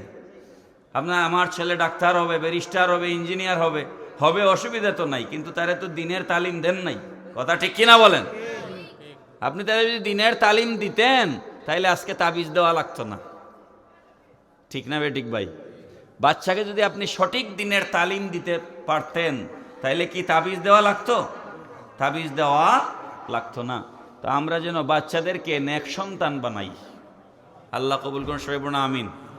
অনেক মানুষ নিঃসন্তান আছে, সন্তান হয় না। সন্তান আল্লাহ দেওয়ার মালিক কে? বলেন কে? আমাদের বিরুদ্ধে একটা অভিযোগ আছে, আমরা যারা আউলিয়ায়ে কেরামকে মানি তারা বলে যে আমরা নাকি ওলি আল্লাহদের কাছে গিয়া সন্তান চাই। নাউজুবিল্লাহ। আমরা কোনোদিন আল্লাহর ওলিদের কাছে গিয়া সন্তান চাই না ভাই। ওলিদের সন্তান দেওয়ারও ক্ষমতা নাই, তবে দোয়া করার ক্ষমতা আছে। আছে না নাই? হ্যাঁ, আপনার সন্তান নাই, কিন্তু আল্লাহর একজন ওলি যদি দোয়া করেন সন্তান হইতে পারে। পারে কি পারে না? আমরা দোয়ার জন্য যাই, আমরা ওলিদের কাছে গিয়ে চাই না। এই জাতীয় কথা আমাদের বিরুদ্ধে মিথ্যা তহমত, আমরা এই জাতীয় কথা বলি না। হযরত জাকারিয়া আলাইহিস সালাম দোয়া করেছেন, রব্বি হাবলি মিন লাদুনকা যুররিয়াতান তাইয়্যিবা ইন্নাকা সামিউদ দুআ। পড়েন সুবহানাল্লাহ। যুররিয়াতান তাইয়্যিবা বলেছেন, এখানে আলেম ওলামা আছেন, খালি যুররিয়া বলে ছেড়ে দেন নাই যে আল্লাহ আমার একটা সন্তান দাও, না না, বলছেন একটা পবিত্র সন্তান দাও। পড়েন সুবহানাল্লাহ। কারণ সন্তান নাপাক হওয়ার চেয়ে না হওয়া ভালো, সন্তান বোধ হওয়ার চেয়ে না হওয়া ভালো। এই জন্য যুররিয়াতান তাইয়্যিবা বলেছেন। আর ইব্রাহিম আলাইহিস সালাম কি বলে দোয়া করেছেন? এগুলো তো কোরআন, তো আমাদের জন্য শিক্ষা নাকি ভাই? ইব্রাহিম আলাইহিস সালাম বলছেন, রব্বি হাবলি মিনাস সালিহিন, আল্লাহ তুমি আমাকে একটা নেক সন্তান দাও। পড়েন সুবহানাল্লাহ। তাহলে সন্তান নেক হোক এই দোয়া করতে হবে। কি হোক? মা বাবা দোয়া করবেন, আল্লাহ আওলাদ দিছো, এই আওলাদের নেক বানাও। আর যাদের আওলাদ নাই, আপনারা ওই ইব্রাহিম আলাইহিস সালাম যে দোয়া করেছেন আর জাকারিয়া আলাইহিস সালাম যে দোয়া করেছেন, এই আয়াতগুলা 5 ওয়াক্ত নামাজের পরে তেলাওয়াত করবেন, ইনশাআল্লাহ আপনাকে আল্লাহ সন্তান দান করবে। কোরআনের আয়াত তো। নবীজি বলছেন ওয়ালাদিন সালিহিন ইয়াদউ লাহু। 3 নাম্বার হচ্ছে নেক আওলাদ। যে আওলাদ মা বাবা মারা যাওয়ার পর আল্লাহ কোরআনে শিখায়া দিয়েছেন, রব্বির হামহুমা কামা রব্বায়ানি সগীরা। একটু বড় করে বলেন, রব্বির হামহুমা কামা রব্বায়ানি সগীরা। এখানে একটা দর্শন আছে, ফিলোসফিটা খেয়াল করেন। আমরা 2 থেকে 2.5 বছর মায়ের বুকের দুধ পান করেছি, কথা ঠিক না বেঠিক ভাই? ডাক্তাররা, সারা পৃথিবীর ডাক্তাররা একমত, মায়ের দুধের বিকল্প নাই। এবং কোনো বাচ্চাকে যদি আপনি কোনো শিশু রোগ বিশেষজ্ঞের কাছে নিয়ে যান, আমার 3টা সন্তান আল্লাহ দিয়েছেন, এদেরকে তো ডাক্তার দেখানো লাগছে, আমার অভিজ্ঞতা থেকে আমি বলতেছি। বাচ্চাদেরকে কোনো ডাক্তারের কাছে, শিশু রোগ বিশেষজ্ঞের কাছে নিয়ে গেলে প্রথমেই বলে, একে চিপস খাওয়াবেন না, বাইরের খাবার খাওয়াবেন না, বিস্কুট খাওয়াবেন না। এখন কিন্তু প্রেসক্রিপশনে অনেক ডাক্তার লিখে দেয়নি, দেয় না কেন? কারণ আল্লাহ পাক মায়ের দুধের ভিতরে শুধু তার খাদ্য রাখেন নাই, এই দুধের মধ্যে আল্লাহ পাক রব্বুল আলামিন তার মেডিসিনও রেখে দিয়েছেন। আমি একটু আগে যে বলছিলাম সুকের পানি গরম না ঠান্ডা, আমার মুরব্বী সাহেব বলেছিলেন গরমও না ঠান্ডাও না, উষ্ণ গরম। আল্লাহ পাক মায়ের বুকের ভিতরে সন্তানের জন্য যে দুধ রেখেছেন, এটাকেও আল্লাহ ওয়ার্ম ওয়াটারের মতো উষ্ণ গরম করে রেখেছেন। পড়েন সুবহানাল্লাহ। মায়ের বুকের দুধ ঠান্ডা হইলে তো বাচ্চার ঠান্ডা লাগিয়ে নিউমোনিয়া হয়ে যেত ভাই। আমার আল্লাহ কত দয়ালু। আর বাচ্চার যে হজম করবার ক্ষমতা, বাচ্চার যে শ্বাসনালী, এটা আমরা বড় মানুষের মতো তো বড় নয়। এই জন্য আপনারা দেখবেন মাঝে মাঝে ইউটিউবে পাওয়া যায়, ফেসবুকে পাওয়া যায় যে গলার মধ্যে কিছু একটা আটকায়া বাচ্চা মারা গেছে, পাওয়া যায় কি যায় না? হ্যাঁ, এই জন্য মায়ের দুধ গলায় আটকায়া যেন কোনো বাচ্চা মারা না যায়, এই জন্য আল্লাহ পাক রব্বুল আলামিন মায়ের বুকের দুধের মধ্যে ছাঁকনি দিয়েছেন। পড়েন সুবহানাল্লাহ। এবং একটা পথ দিয়ে আল্লাহ পাক দুধ বের করেন না, এখানে অনেকগুলা রাস্তা তৈরি করে দিয়েছেন। পড়েন সুবহানাল্লাহ। যাতে করে, আচ্ছা বৈশাখ মাসে যে জ্বর হয়, এই জ্বরে আপনার যে বিছরার মাঝে আপনি যে আলু বাইঙ্গন টমেটো লাগাইছেন কিচ্ছু থাকেনি বলেন, সব বিনাশ হয়ে যায় না? আমার আল্লাহ পাক রব্বুল আলামিন এই কারণে শীতের সিজনে কুয়াশা নাজিল করেন। বৃষ্টির পানি যদি আসে সমস্ত ফসল ধ্বংস হয়ে যাবে, এই জন্য আল্লাহ পাক রব্বুল আলামিন কুয়াশা দিয়া আমাদের ফসলকে জিন্দা রাখেন। পড়েন সুবহানাল্লাহ। কোন ফসলের জন্য বৃষ্টি লাগবে আর কোন ফসলের জন্য কুয়াশা লাগবে এটা জানেন কে? আল্লাহ। তো আমি কি খাইতে পারবো আর বাচ্চা কি খাইতে পারবে সেটা আল্লাহ জানেন না? এই জন্য আল্লাহ পাক রব্বুল আলামিন মায়ের বুকের দুধকে একসাথে গল গল করে যেন বের হয়ে না যায় সেজন্য ছাকনি দিয়া অনেকগুলা পথ তৈরি করে দিয়েছেন। পড়েন সুবহানাল্লাহ। কি শুকরিয়া আদায় করবেন আপনি আল্লাহর, কি শুকরিয়া আদায় করবেন, শেষ করার মতো নয়। অনেক মানুষ আছে এই যে জন্ম নিয়ন্ত্রণের ক্যাম্পেইন করে আমাদের দেশে, বড় বড় বিলবোর্ড টানায়া। জাপান তো শূন্য জনসংখ্যার দেশ, জাপানে এখন মানুষ দিন দিন কমতেছে। জাপানের মানুষ এমনভাবে কমতেছে তারা আশঙ্কার ভিতরে আছে আর 20-30 বছর পরে রিয়েল জাপানি মানুষ যারা এরা জাপানে আর কেউ থাকবেই না, তখন অন্য মানুষরা গিয়ে জাপান দখল করবে, কারণ কেউ বাচ্চা জন্ম দেয় না। আমাদের দেশ এইদিকে যাচ্ছে। দেখবেন যারা একটু পড়াশোনা জানে, যাদের একটু টাকা পয়সা আছে, এদের বাচ্চা একটা বা দুইটা, এর বেশি না। আমার কথা কি আপনারা বুঝতেছেন? যে বুঝে না এখনো, রিক্সা চালায়, খেত খামার করে, গরিব মানুষ, এদের 5-6টা 4টা-5টা বাচ্চা এখনো আছে। কিন্তু যারা একটু বুঝে এদের বাচ্চা হয় একটা, না হইলে দুইটা। এই শয়তানি ফর্মুলা শয়তান দিয়েছে, এটা মানুষের ফর্মুলা নয়, বুঝছেন? বিলবোর্ড বড় করে বিলবোর্ড টানায়, বলে একটি হলে ভালো হয়, দুইটি হইলে যথেষ্ট। পরে নাউজুবিল্লাহ। সাইনবোর্ডের মধ্যে টানানো একটি হলে ভালো হয়, দুইটি হইলে কি যথেষ্ট। তা আমি বলি, যদি এই ফর্মুলা আমার মা বাবা এই ফর্মুলা মানতেন, তাইলে আমি এমদাদুল হকের জন্ম হইতো না, আমি ইউনিভার্সিটির প্রফেসরও হইতাম না, আলেম হইয়া বয়ানও দিতাম না। আমি আমার মা বাবার 6 নাম্বার সন্তান। কয় নাম্বার? 6 নাম্বার সন্তান। আমরা 4 ভাই 4 বোন, আমরা মোট 8 জন, আলহামদুলিল্লাহ বলে। তো যদি এই ফর্মুলা আমার মা বাবা মানতো, তাইলে তো আমার জন্মই হইতো না। এখন আমরা প্রথমেই আশা বন্ধ করে দিচ্ছি। আল্লাহ পাক রব্বুল আলামিন বলছেন, ওয়ালা তাকতুলু আওলাদাকুম খাশিয়াতা ইমলাক নাহনু নারযুকুহুম ওয়া ইয়্যাকুম। কি চমৎকার কথা, সুবহানাল্লাহ বলেন। ইন্না কাতলাহুম কানা খিতআন কাবীরা। আল্লাহ পাক রব্বুল আলামিন বলেন, বান্দারে খাওয়াতে পারবে না, ভরণ পোষণ দিতে পারবে না, খাওয়ানোর বয়ে, রিজিকের বয়ে সন্তান হত্যা করিও না। নাহনু নারযুকুহুম ওয়া ইয়্যাকুম, তুমি যাকে খাওয়ানোর বয়ে মেরে ফেলতেছো তারও রিজেক আমি আল্লাহ দেই, ওয়া ইয়্যাকুম, তোমারও রিজেক আমি আল্লাহ দেই। পড়েন সুবহানাল্লাহ। আমি একটু আগে বলছি, দেখেন তো, আমরা তো বুঝ হওয়ার পরে, শরীরের শক্তি হওয়ার পরে আমার কাম কাজে আমি যাই, হ্যাঁ, চাকরি নকরি কাম কাজ যেটাই বলেন, আমরা আমাদের কামাই রুজিতে যাই। বয়স অ্যাটলিস্ট 12, 14, 15 না হইলে তো কেউ কাজে লাগতে পারতেছে না। কিন্তু আল্লাহ পাক মায়ের পেটে সন্তান এসেছে, সেই সন্তান এখনো দুনিয়ায় আসেই নাই, তারও 4 মাস 5 মাস আগে মায়ের বুকে তার রিজিকের ব্যবস্থা করে দিয়েছে। আরে মিয়া, সন্তান আসেই নাই দুনিয়ায়, তাতেই তার রিজিক তার মায়ের বুকে রেডি হয়ে আছে, আর তুমি টেনশনে মরে যাচ্ছ, তুমি তারে খাওয়াবে কি? অন্তত পক্ষে সে আসার আগেই তার খাবার রেডি, সে আসার পরে 2-2.5 বছর তো তোমার কোনো চিন্তা নাই, তার খাবার তো তার মায়ের বুকে আছে, ঠিক কিনা বলেন? তো যাকে আল্লাহ দুনিয়ায় পাঠাচ্ছেন তার রিজিক 6 মাস আগেই আল্লাহ রেডি করলেন, রিজার্ভ করলেন, আবার 2.5 বছর পর্যন্ত রিজার্ভ রাখলেন। তারপরেও তুমি তার রিজিকের জন্য টেনশন করো, তার মানে তুমি আল্লাহকে চিনোই নাই।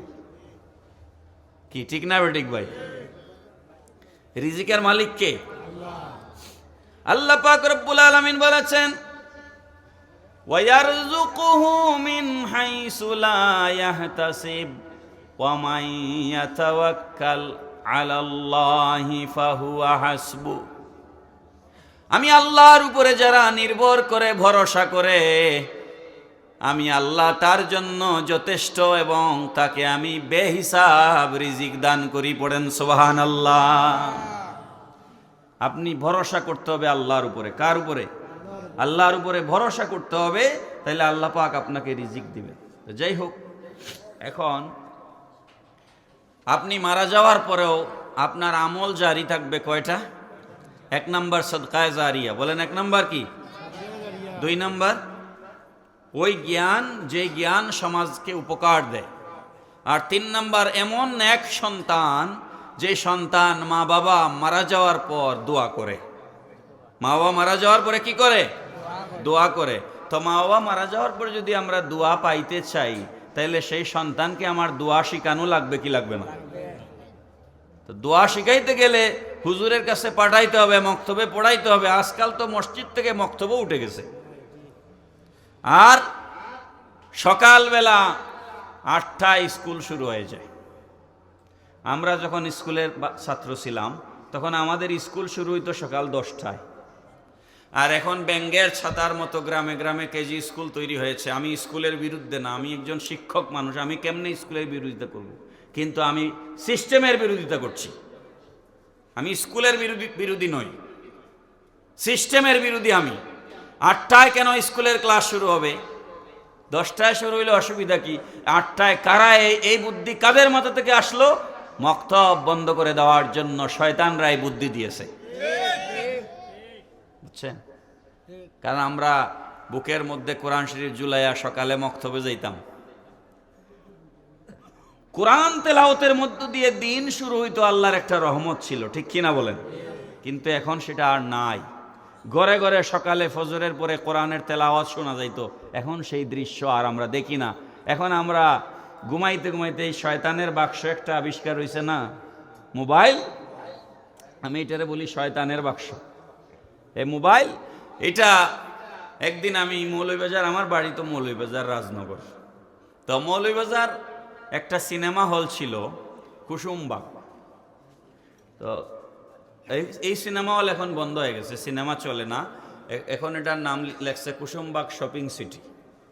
এটা একটা মার্কেট বানাইছে বড়। তো আমি কুসুমবাগ সিনেমা হলের পাশেই একটা মাহফিলে বক্তব্য দিতে গেছি। তো গড়ে খাবার দাবারের ইন্তজাম, খাইতেছি। এর মধ্যে একজন বলতেছে যে হুজুর, কথা প্রসঙ্গে আর কি, অনেক কথা বলি তো আমরা, কথা প্রসঙ্গে বলতেছে হুজুর এখন তো মানুষ সিনেমা দেখে না। আমি বললাম কিভাবে তুমি বুঝলা? বলে এই যে সিনেমা হল বন্ধ হয়ে গেছে। তো আমি বললাম যে তোমার এইটার উত্তর আমি মাহফিলে গিয়ে দিব, এখন না দিই। তা আমি মাহফিলে গিয়ে বললাম এখন সিনেমা দেখা, মানুষ সিনেমা দেখে না বিষয়টা এমন নয়, বরং আগের থেকে বহু গুণ বেশি আগে এখন মানুষ সিনেমা দেখে। আগে মানুষ সিনেমা দেখার জন্য সিনেমা হলে যাইতো, আর এখন তো প্রত্যেক মানুষের পকেটে পকেটে হাতে হাতে সিনেমা। যতটা মোবাইল ততটাই তো সিনেমা হল, ঠিক কিনা বলেন? তো সিনেমা দেখা কমছে না বাড়ছে? বাড়ছে। আমার যুবক ভাইয়েরা, যুবক যারা আছো তাদেরকে অনুরোধ করব, এই পৃথিবী ক্ষণস্থায়ী। বাসে চড়ছ, নায়ক নায়িকার সিনেমা দেখিও না, হিন্দি সিরিয়াল দেখিও না, কোনো একজন আলেমের ওয়াজ বাজাও, একটা নাতে রসুল শোনো, একটা কোরআন তেলাওয়াত শোনো। কারণ বাতাসের উপরে গাড়ি চলছে, কখন এই গাড়ির বাতাস পাংচার হবে, কখন তুমি গিয়ে খালে পড়বে। তুমি কি চাও সিনেমা দেখে দেখে তুমি খালে পড়ে মারা যাও? গাড়িতে যতক্ষণ চড়বেন ইস্তেগফার পড়বেন, তসবিহ তাহলিল পড়বেন, দুরূদ শরীফ পড়বেন, সিনেমা দেখবেন না, নাটক দেখবেন না। আমাদের দেশে অনেক বাস আছে, আমি প্রায় জায়গায় এই কথা বলি, দামি দামি বাস আছে আমাদের দেশে, এসি বাস, যেগুলা তাদের সামনে সিনেমা লাগায় রাখে, আর মানুষ দেখতে দেখতে ঢাকায় যায়, ঠিক কিনা বলেন? এই শয়তানি কে মাথায় দিল এই বুদ্ধি? শয়তানি বুদ্ধি। আপনি কি এই সিনেমা দেখতে দেখতে আমরা মারা যাই, এটা আমরা কেউ চাই? আল্লাহ আমাদের ইমানকে হেফাজত করুন, সবাই পূর্ণ আমিন। একটা ছোট্ট ঘটনা শোনাই, মনে পড়লো। তাফসিরে কবির কিতাবের নাম কি? একটু দুরূদ শরীফ পড়ুন। আল্লাহুম্মা সাল্লি সাড়া বদলাইয়া আর অত সান সামান্য ওয়ালা আলি সাইয়্যিদিনা। একটু মহব্বতে পড়েন না ভাই, আল্লাহুম্মা সাল্লি আলা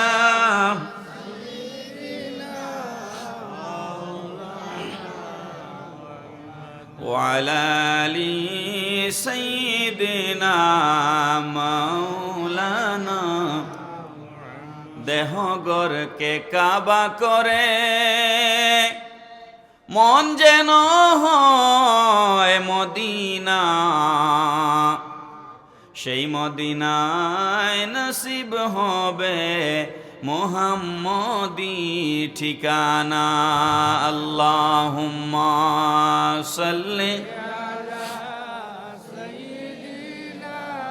মাওলানা মুহাম্মদ ওয়ালা আলি সাইয়্যিদিনা মাওলানা। আলহামদুলিল্লাহ, প্যান্ডেল পুরা ভরে গেছে। আমি ভেবেছিলাম আপনারা মনে হয় আমারে পছন্দ করেন না, এই জন্য উঠে চলে গেছেন। আলহামদুলিল্লাহ, সবাই ফিরে এসেছেন, আরো নতুন যুক্ত হয়েছেন। আলহামদুলিল্লাহ। কথা কি বোঝা যায়? উপকার হবে কিছু? বলবো আরো? 1 ঘন্টা হয়ে গেছে বয়ান, কিন্তু 1 ঘন্টা হয়ে গেছে।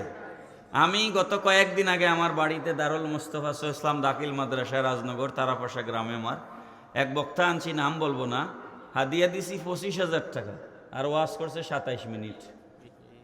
পুরা গ্রাম মানুষ আমার উপরে এমন খেপা খেপছে যে কি হুজুর আনছেন আপনি। এখন হুজুরে এক রাইতে 4টা মাহফিল রাখিয়া বসে। 4 জায়গায় যাইতে গেলে যাইতেও তো টাইম লাগে, ঠিক না? মানে দুনিয়া সারা খায়া ফেলবেন না ভাই, দুনিয়া নিয়া কবরে যাইতে পারবেন না, ঠিক কিনা বলেন? 25,000 টাকায় 27 মিনিট, বুঝছেন নি অবস্থা? মিনিট 1000 টাকা, মিনিট 1000। আল্লাহ হুজুরদেরকেও হেদায়েত দিন, সবাই পড়ুন আমিন। তাফসিরে কবির ইমাম ফখরুদ্দিন রাজি রহমাতুল্লাহ আলাইহি লিখেছেন, মুসা আলাইহিস সালাম রাস্তা দিয়ে যাচ্ছেন, কোথাও একটা কবরের মধ্যে আযাব হচ্ছে।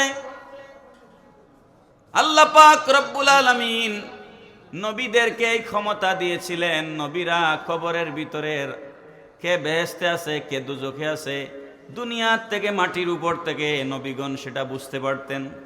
সুবহানাল্লাহ বলেন। এটা নবীদের বিশেষ ক্ষমতা, এটা আল্লাহ পাক আমাদেরকে দেন নাই। মুসা আলাইহিস সালাম দেখলেন কবরে আযাব হচ্ছে। মুসা আলাইহিস সালাম যখন ফিরে আসতেছেন, তখন মুসা আলাইহিস সালাম দেখলেন ওই কবরের মধ্যে আযাব নাই। আল্লাহ পাক রব্বুল আলামিনকে মুসা আলাইহিস সালাম জিজ্ঞেস করেন, আপনারা জানেন মুসা আলাইহিস সালাম সরাসরি আল্লাহর সাথে কথা বলতেন। কোরআনুল কারীমে আল্লাহ পাক রব্বুল আলামিন বলেছেন, ওয়া কাল্লামাল্লাহু মুসা তাকলিমা। পড়েন সুবহানাল্লাহ। মুসা আলাইহিস সালাম, আমরা তাকে মুসা কলিমুল্লাহ বলি, মুসা কলিমুল্লাহ, যিনি আল্লাহর সাথে কালাম করেন। মুসা আলাইহিস সালাম বলেন, আয় মাবুদ রব্বুল আলামিন, এই কবরের ভিতরে আমি যাবার সময় আযাব দেখেছি, এখন দেখছি এই কবরে আযাব নাই, কারণ কি একটু বলো। আল্লাহ পাক রব্বুল আলামিন বলেন, মুসা রে, এই আল্লাহর বান্দা যখন মারা যায়, মারা যাওয়ার সময় তার স্ত্রীর গর্ভের মধ্যে একটা সন্তান রেখে মারা গেছে, সে সন্তানের মুখ দেখতে পারে নাই। তার স্ত্রী ছিল গর্ভবতী, সন্তান দুনিয়াতে ভূমিষ্ঠ হয়েছে, আস্তে আস্তে বড় হয়েছে। সন্তানের যখন বুঝবার বয়স হয়েছে, একজন হুজুরকে ডেকে সন্তানের মা তাকে বিসমিল্লাহর সবক দিয়েছে। পড়েন সুবহানাল্লাহ। বিসমিল্লাহ মুসলমানদের প্রথম সবক। মুসলমানদের প্রথম সবক কি? বিসমিল্লাহ। যে কোনো কাজ শুরু করবার আগে বিসমিল্লাহ বলবেন। এতে এমন ফায়দা, এখন বিসমিল্লাহর ওয়াজে যাব না, শুধু একটা কথা বলছি। আপনি পকেটে মানি ব্যাগ রাখেন বিসমিল্লাহ বলে, মোবাইলটা রাখেন বিসমিল্লাহ বলে, আমি গ্যারান্টি দিয়ে আপনাদেরকে বলছি, সুর ডাকাইত আপনার মানি ব্যাগ দেখবে না, আল্লাহ তারে কানা করে রাখবেন। কারণ আপনি বিসমিল্লাহ বলে আল্লাহর নাম নিয়ে রাখছেন, তো আপনার ওই মানি ব্যাগের দিকে সুরের নজরই যাবে না। সুবহানাল্লাহ বলেন না? বিশ্বাস হয় আপনাদের? আমল করিয়া দেখেন না, আমল করে দেখেন। বিসমিল্লাহ বলে যে কোনো কাজ শুরু করবেন, ভালো কাজ বিসমিল্লাহ বলে শুরু। বিসমিল্লাহির রহমানির রহিম। বাচ্চাকে হুজুর এসে আজকে প্রথম বিসমিল্লাহর সবক দিয়েছে। বাচ্চাটা বারবার তুতা পাখির মতো আমরা বাচ্চাদেরকে মক্তবে পড়াই, তাই না? একটা জিনিস বারবার আমরা জপাই, তো বাচ্চাটা বারবার জপতেছে বিসমিল্লাহির রহমানির রহিম, বিসমিল্লাহির রহমানির রহিম। বাচ্চাটা বারবার জপতেছে। আপনারা জানেন বিসমিল্লাহর ভিতরে আল্লাহ রব্বুল আলামিনের 3টা নাম আছে। কয়টা? ওয়ালিল্লাহিল আসমাউল হুসনা। আল্লাহ পাক রব্বুল আলামিনের বড় সুন্দর সুন্দর 99টা নাম আছে। পড়েন সুবহানাল্লাহ। আল্লাহর কয় নাম আছে? 99। আল্লাহ রহমান, রহিম, সাত্তার, সুবহান, দাইয়ান, কাহার আসেনি? আল্লাহর কয়টা নাম আছে? 99। এর মধ্যে আল্লাহ নামের পরেই ফজিলতের নাম হচ্ছে রহমান এবং রহিম। আল্লাহ হচ্ছে ইসমে আজম। আল্লাহ কি? ইসমে আজম, আল্লাহর বড় নাম। তারপরেই নাম হচ্ছে রহমান এবং রহিম।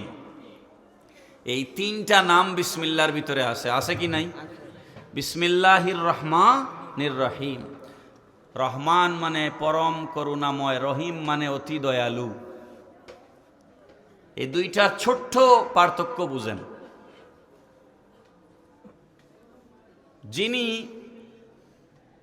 আপনি কিচ্ছু করলেন না, চাকরিও করলেন না, ব্যবসাও করলেন না, রাস্তার মধ্যে কেউ একজন আপনারে কিছু টাকা দিয়ে দিল, বা লন্ডন থেকে আমেরিকা থেকে আপনার পাড়ার প্রতিবেশী কেউ একজন আসছে, আপনার একটা জায়নামাজা দিয়ে দিল, একটা তসবিহা দিয়ে দিল, দেয় না? এরকম হুজুরদেরকে তো মানুষ বেশি দেয়। কেউ উমরা থেকে আসলেই আমাদের জন্য তসবি নিয়ে আসে, আতর নিয়ে আসে, জায়নামাজ নিয়ে আসে। এগুলো তো কমন ঘটনা। তো আমি কিন্তু তার জন্য কিছুই করি না, কিন্তু সে আমাকে দিচ্ছে। যখন আমরা কেউ আমার জন্য কিছু করি না, কিছুই করে না, যখন আমরা কাউকে কিছু দেই, এটাকে বলা হয় করুণা। এটাকে কি বলা হয়?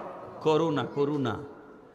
কাফেররা আল্লাহরে ডাকে না। আমি আমার আলোচনার শুরুতে বলেছিলাম, কাফেররা কিন্তু আল্লাহকে ডাকে না, কিন্তু তারপরও আল্লাহ কাফেরদেরকে রিজিক দেয়। এটা হচ্ছে কাফেরদের প্রতি আল্লাহর করুণা। কাফেরদের প্রতি আল্লাহর কি? করুণা। আর ময়দানে মাশরে আল্লাহ পাক কাফেরদের প্রতি কোনো করুণা প্রদর্শন করবেন না। আল্লাহ শুধু দয়া প্রদর্শন করবেন মুমিন মুসলমানদের উপরে। পড়েন সুবহানাল্লাহ। তো যাই হোক, কথা সংক্ষেপ। আল্লাহ পাক রব্বুল আলামিন বিসমিল্লাহ শরীফের ভিতরে আল্লাহর 3টা নাম আছে। একটা আল্লাহ, একটা রহমান এবং একটা রহিম। আল্লাহ পাক রব্বুল আলামিন বলেন, মুসা রে, আমার বান্দা তার স্ত্রীকে গর্ভবতী রেখে এসেছিল। মাসুম বেগুনা বাচ্চা যখন জন্মগ্রহণ করেছে, এই বাচ্চাটা এখনো গুনাহ কি জিনিস বুঝে না, নিষ্পাপ বাচ্চা। 4 বছর 4.5 বছর বয়স হয়েছে। হুজুর তাকে বিসমিল্লাহর সবক দিয়েছেন, আর এই মাসুম বেগুনা বাচ্চা গুনাহ করে নাই এমন একটা ঠুট দিয়া বারবার যখন আমি আল্লাহকে রহমান বলে ডাক দিচ্ছে, রহিম বলে ডাক দিচ্ছে, আমার রহমতের দরিয়ায় ঢেউ খেলেছে। পড়েন সুবহানাল্লাহ। বলো তেরে মুসা, যেই বেগুনা বাচ্চা বারবার আমাকে রহমান বলে ডাকে, রহিম বলে ডাকে, আমি তার কবরে যদি আযাব দেই, তাইলে আমি রহমান থাকলাম কেমনে আর রহিম রইলাম কেমনে? এই জন্য আমি এই মাসুম বেগুনা বাচ্চার উসিলায় তার বাবার কবরের আযাব মাফ করে দিয়েছি। পড়েন সুবহানাল্লাহ। তো জিকির পড়ুন, লা ইলাহা লা ইলাহা লা লা ইলাহা লা ইলাহা সুবহানাল্লাহ ওয়ালহামদুলিল্লাহ লা ইলাহা লা সুবহানাল্লাহ ওয়ালহামদুলিল্লাহ লা ইলাহা ইল্লাল্লাহু মুহাম্মাদুর রাসূলুল্লাহ সাল্লাল্লাহু আলাইহি ওয়াসাল্লাম। আমার বাবারা, ভাইরা, আমরা আমাদের সন্তানদেরকে নেক আওলাদ বানাইতে চাই কি চাই না? আপনারা বলবেন, হুজুর আমরা কি সবাই আলেম হয়ে যাব নাকি? না, সবাই আলেম হতে পারবেন না, প্রয়োজনও নাই। আপনার বাচ্চা যদি মক্তবে গিয়ে আউযুবিল্লাহ বিসমিল্লাহ শিখে, কলিমা কালাম শিখে, নামাজের নিয়ম কানুন শিখে, আপনার বাচ্চা যদি মাদ্রাসায় দাখিল পাশ করে, আলেম পাশ করে, এরপরে আপনার বাচ্চা ডাক্তার হয়, ইঞ্জিনিয়ার হয়, ব্যারিস্টার হয়, কোনো অসুবিধা নাই, ঠিক কিনা বলেন? কিন্তু ধর্মীয় জ্ঞানের ফাউন্ডেশন, কোরআনের এলমের ফাউন্ডেশন, হাদিসের ফাউন্ডেশন যদি আপনার বাচ্চাকে আপনি দেন, ওই বাচ্চা নেককার সন্তান হবে। আপনি মারা যাওয়ার পর দোয়া করবে, কবরে সওয়াব জারি থাকবে। পড়েন সুবহানাল্লাহ। এগুলাকে বলা হয় ইসালে সওয়াব। এগুলাকে কি বলা হয়? ইসালে সওয়াব। একটা হাদিস শরীফ শোনেন। এই হাদিসটা আসছে বুখারী শরীফে 1852 নম্বর হাদিস, 1852 নম্বর হাদিস। এক মহিলা নবীজির কাছে এসেছেন। ইন্না ইমরাতাম মিন জুহাইনা, জুহাইনা গোত্রের একজন মহিলা নবীজির কাছে এসেছেন। কালাত, তিনি এসে বলছেন, ইয়া রাসূলুল্লাহ সাল্লাল্লাহু আলাইহি ওয়াসাল্লাম, ওগো আল্লাহর রাসূল, ইন্না উম্মি নাযারাত আন তাহুজ্জা ফালাম তাহুজ্জা হাত্তা মাতাত। মহিলা বলছেন, হুজুর আমার মা হজ করবার নিয়ত করেছিলেন, কিন্তু হজ করবার আগেই তিনি মারা গেছেন, এখন আমি কি করব? কথা কি বুঝতেছেন? আমার মা হজ করবার নিয়ত করেছিলেন, কিন্তু তিনি হজ করতে পারেন নাই, তার আগেই তিনি মারা গেছেন, এখন আমি কি করব? আফা আহুজ্জু আনহা, ইয়া রাসূলুল্লাহ সাল্লাল্লাহু আলাইহি সাল্লাম, আমি কি আমার মায়ের বদলি হজ করতে পারবো কিনা? আমি কি আমার মায়ের বদলি হজ করতে পারবো কিনা?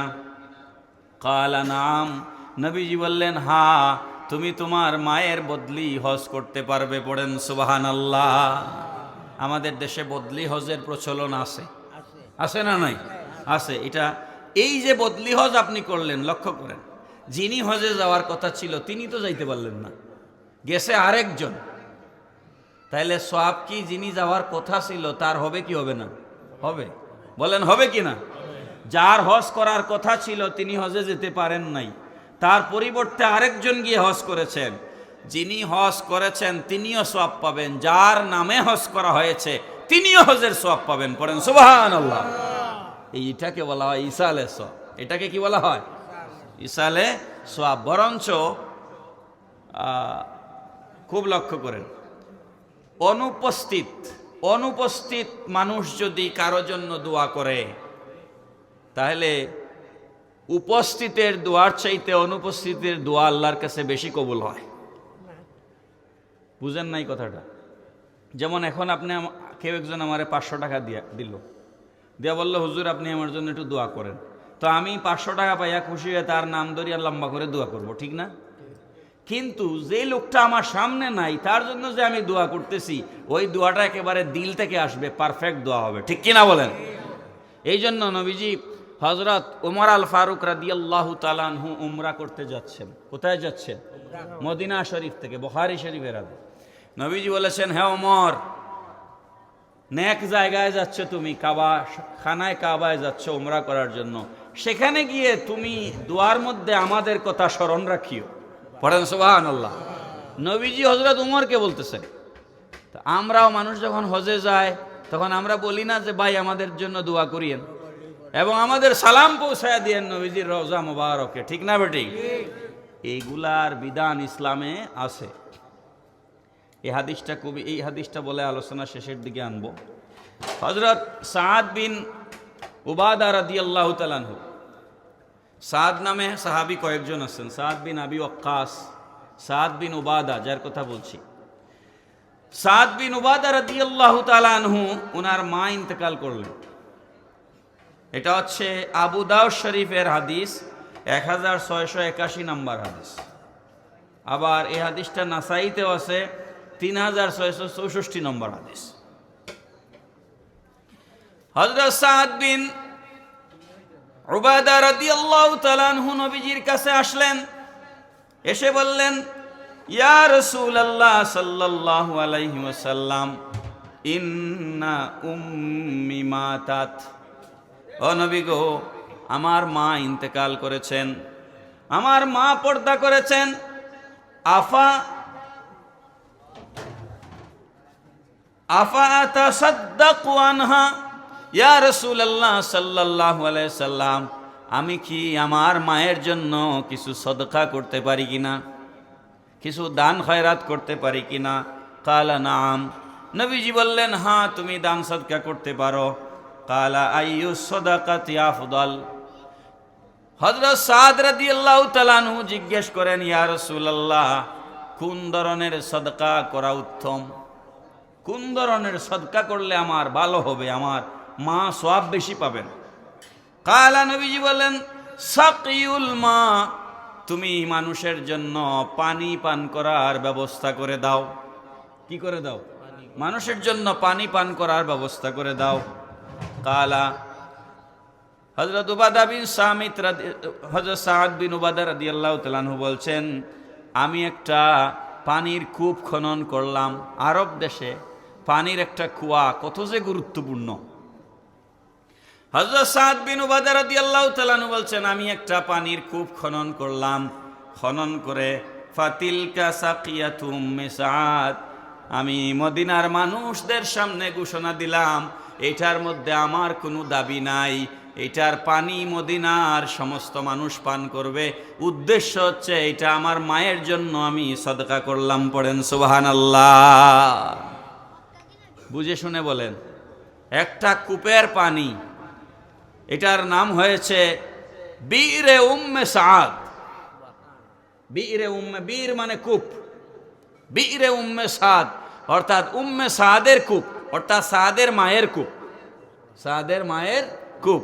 বলেন তো, একটা কুয়া বানায়া মানুষকে পানি পান করাইলে যদি নবীজি বলেছেন তার কবরে যদি সওয়াব যেতে থাকে, তাহলে আপনি যদি আপনার মায়ের নামে এতিমখানা বানায় দেন, আপনার বাবার নামে যদি মসজিদে দান করেন, আপনার মায়ের নামে বাবার নামে যদি আপনি অন্য কিছু সদকা করেন, আপনার বাবা মায়ের নামে যদি আপনি সিন্নি রান্না করে এলাকার দুস্থ গরিব মানুষকে খাওয়ান, তাইলে তার নেকি, তার সওয়াব কবরে যাবে কি যাবে না?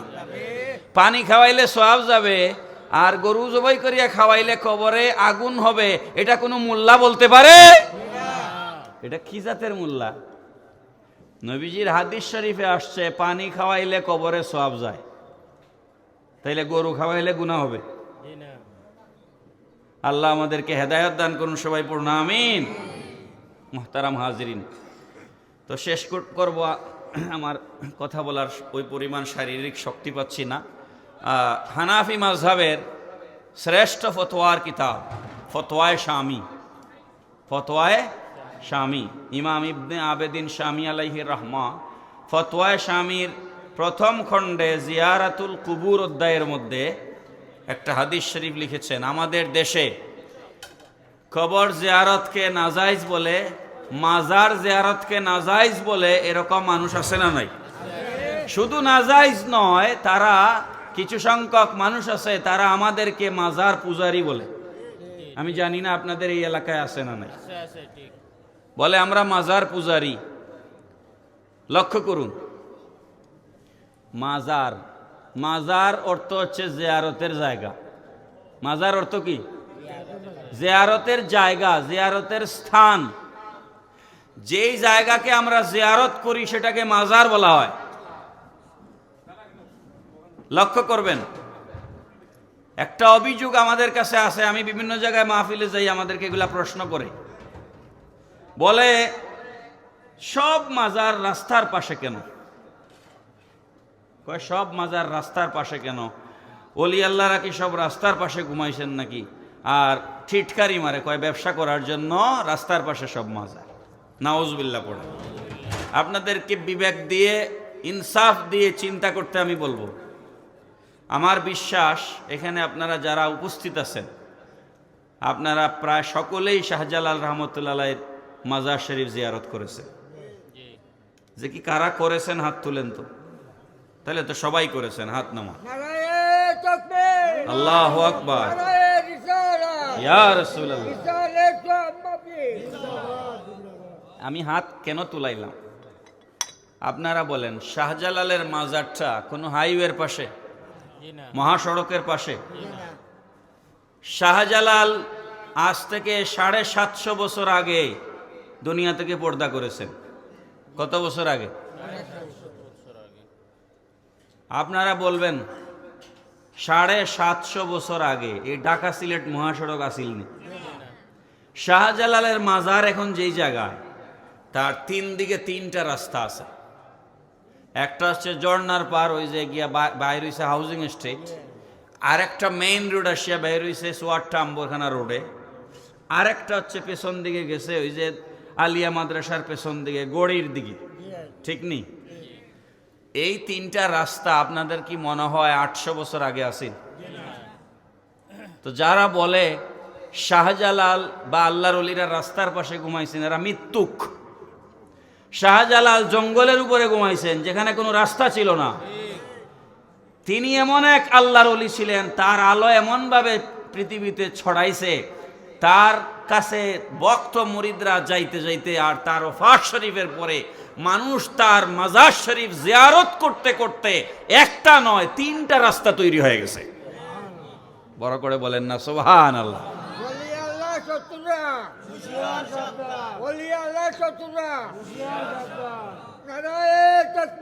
আল্লাহু আকবার।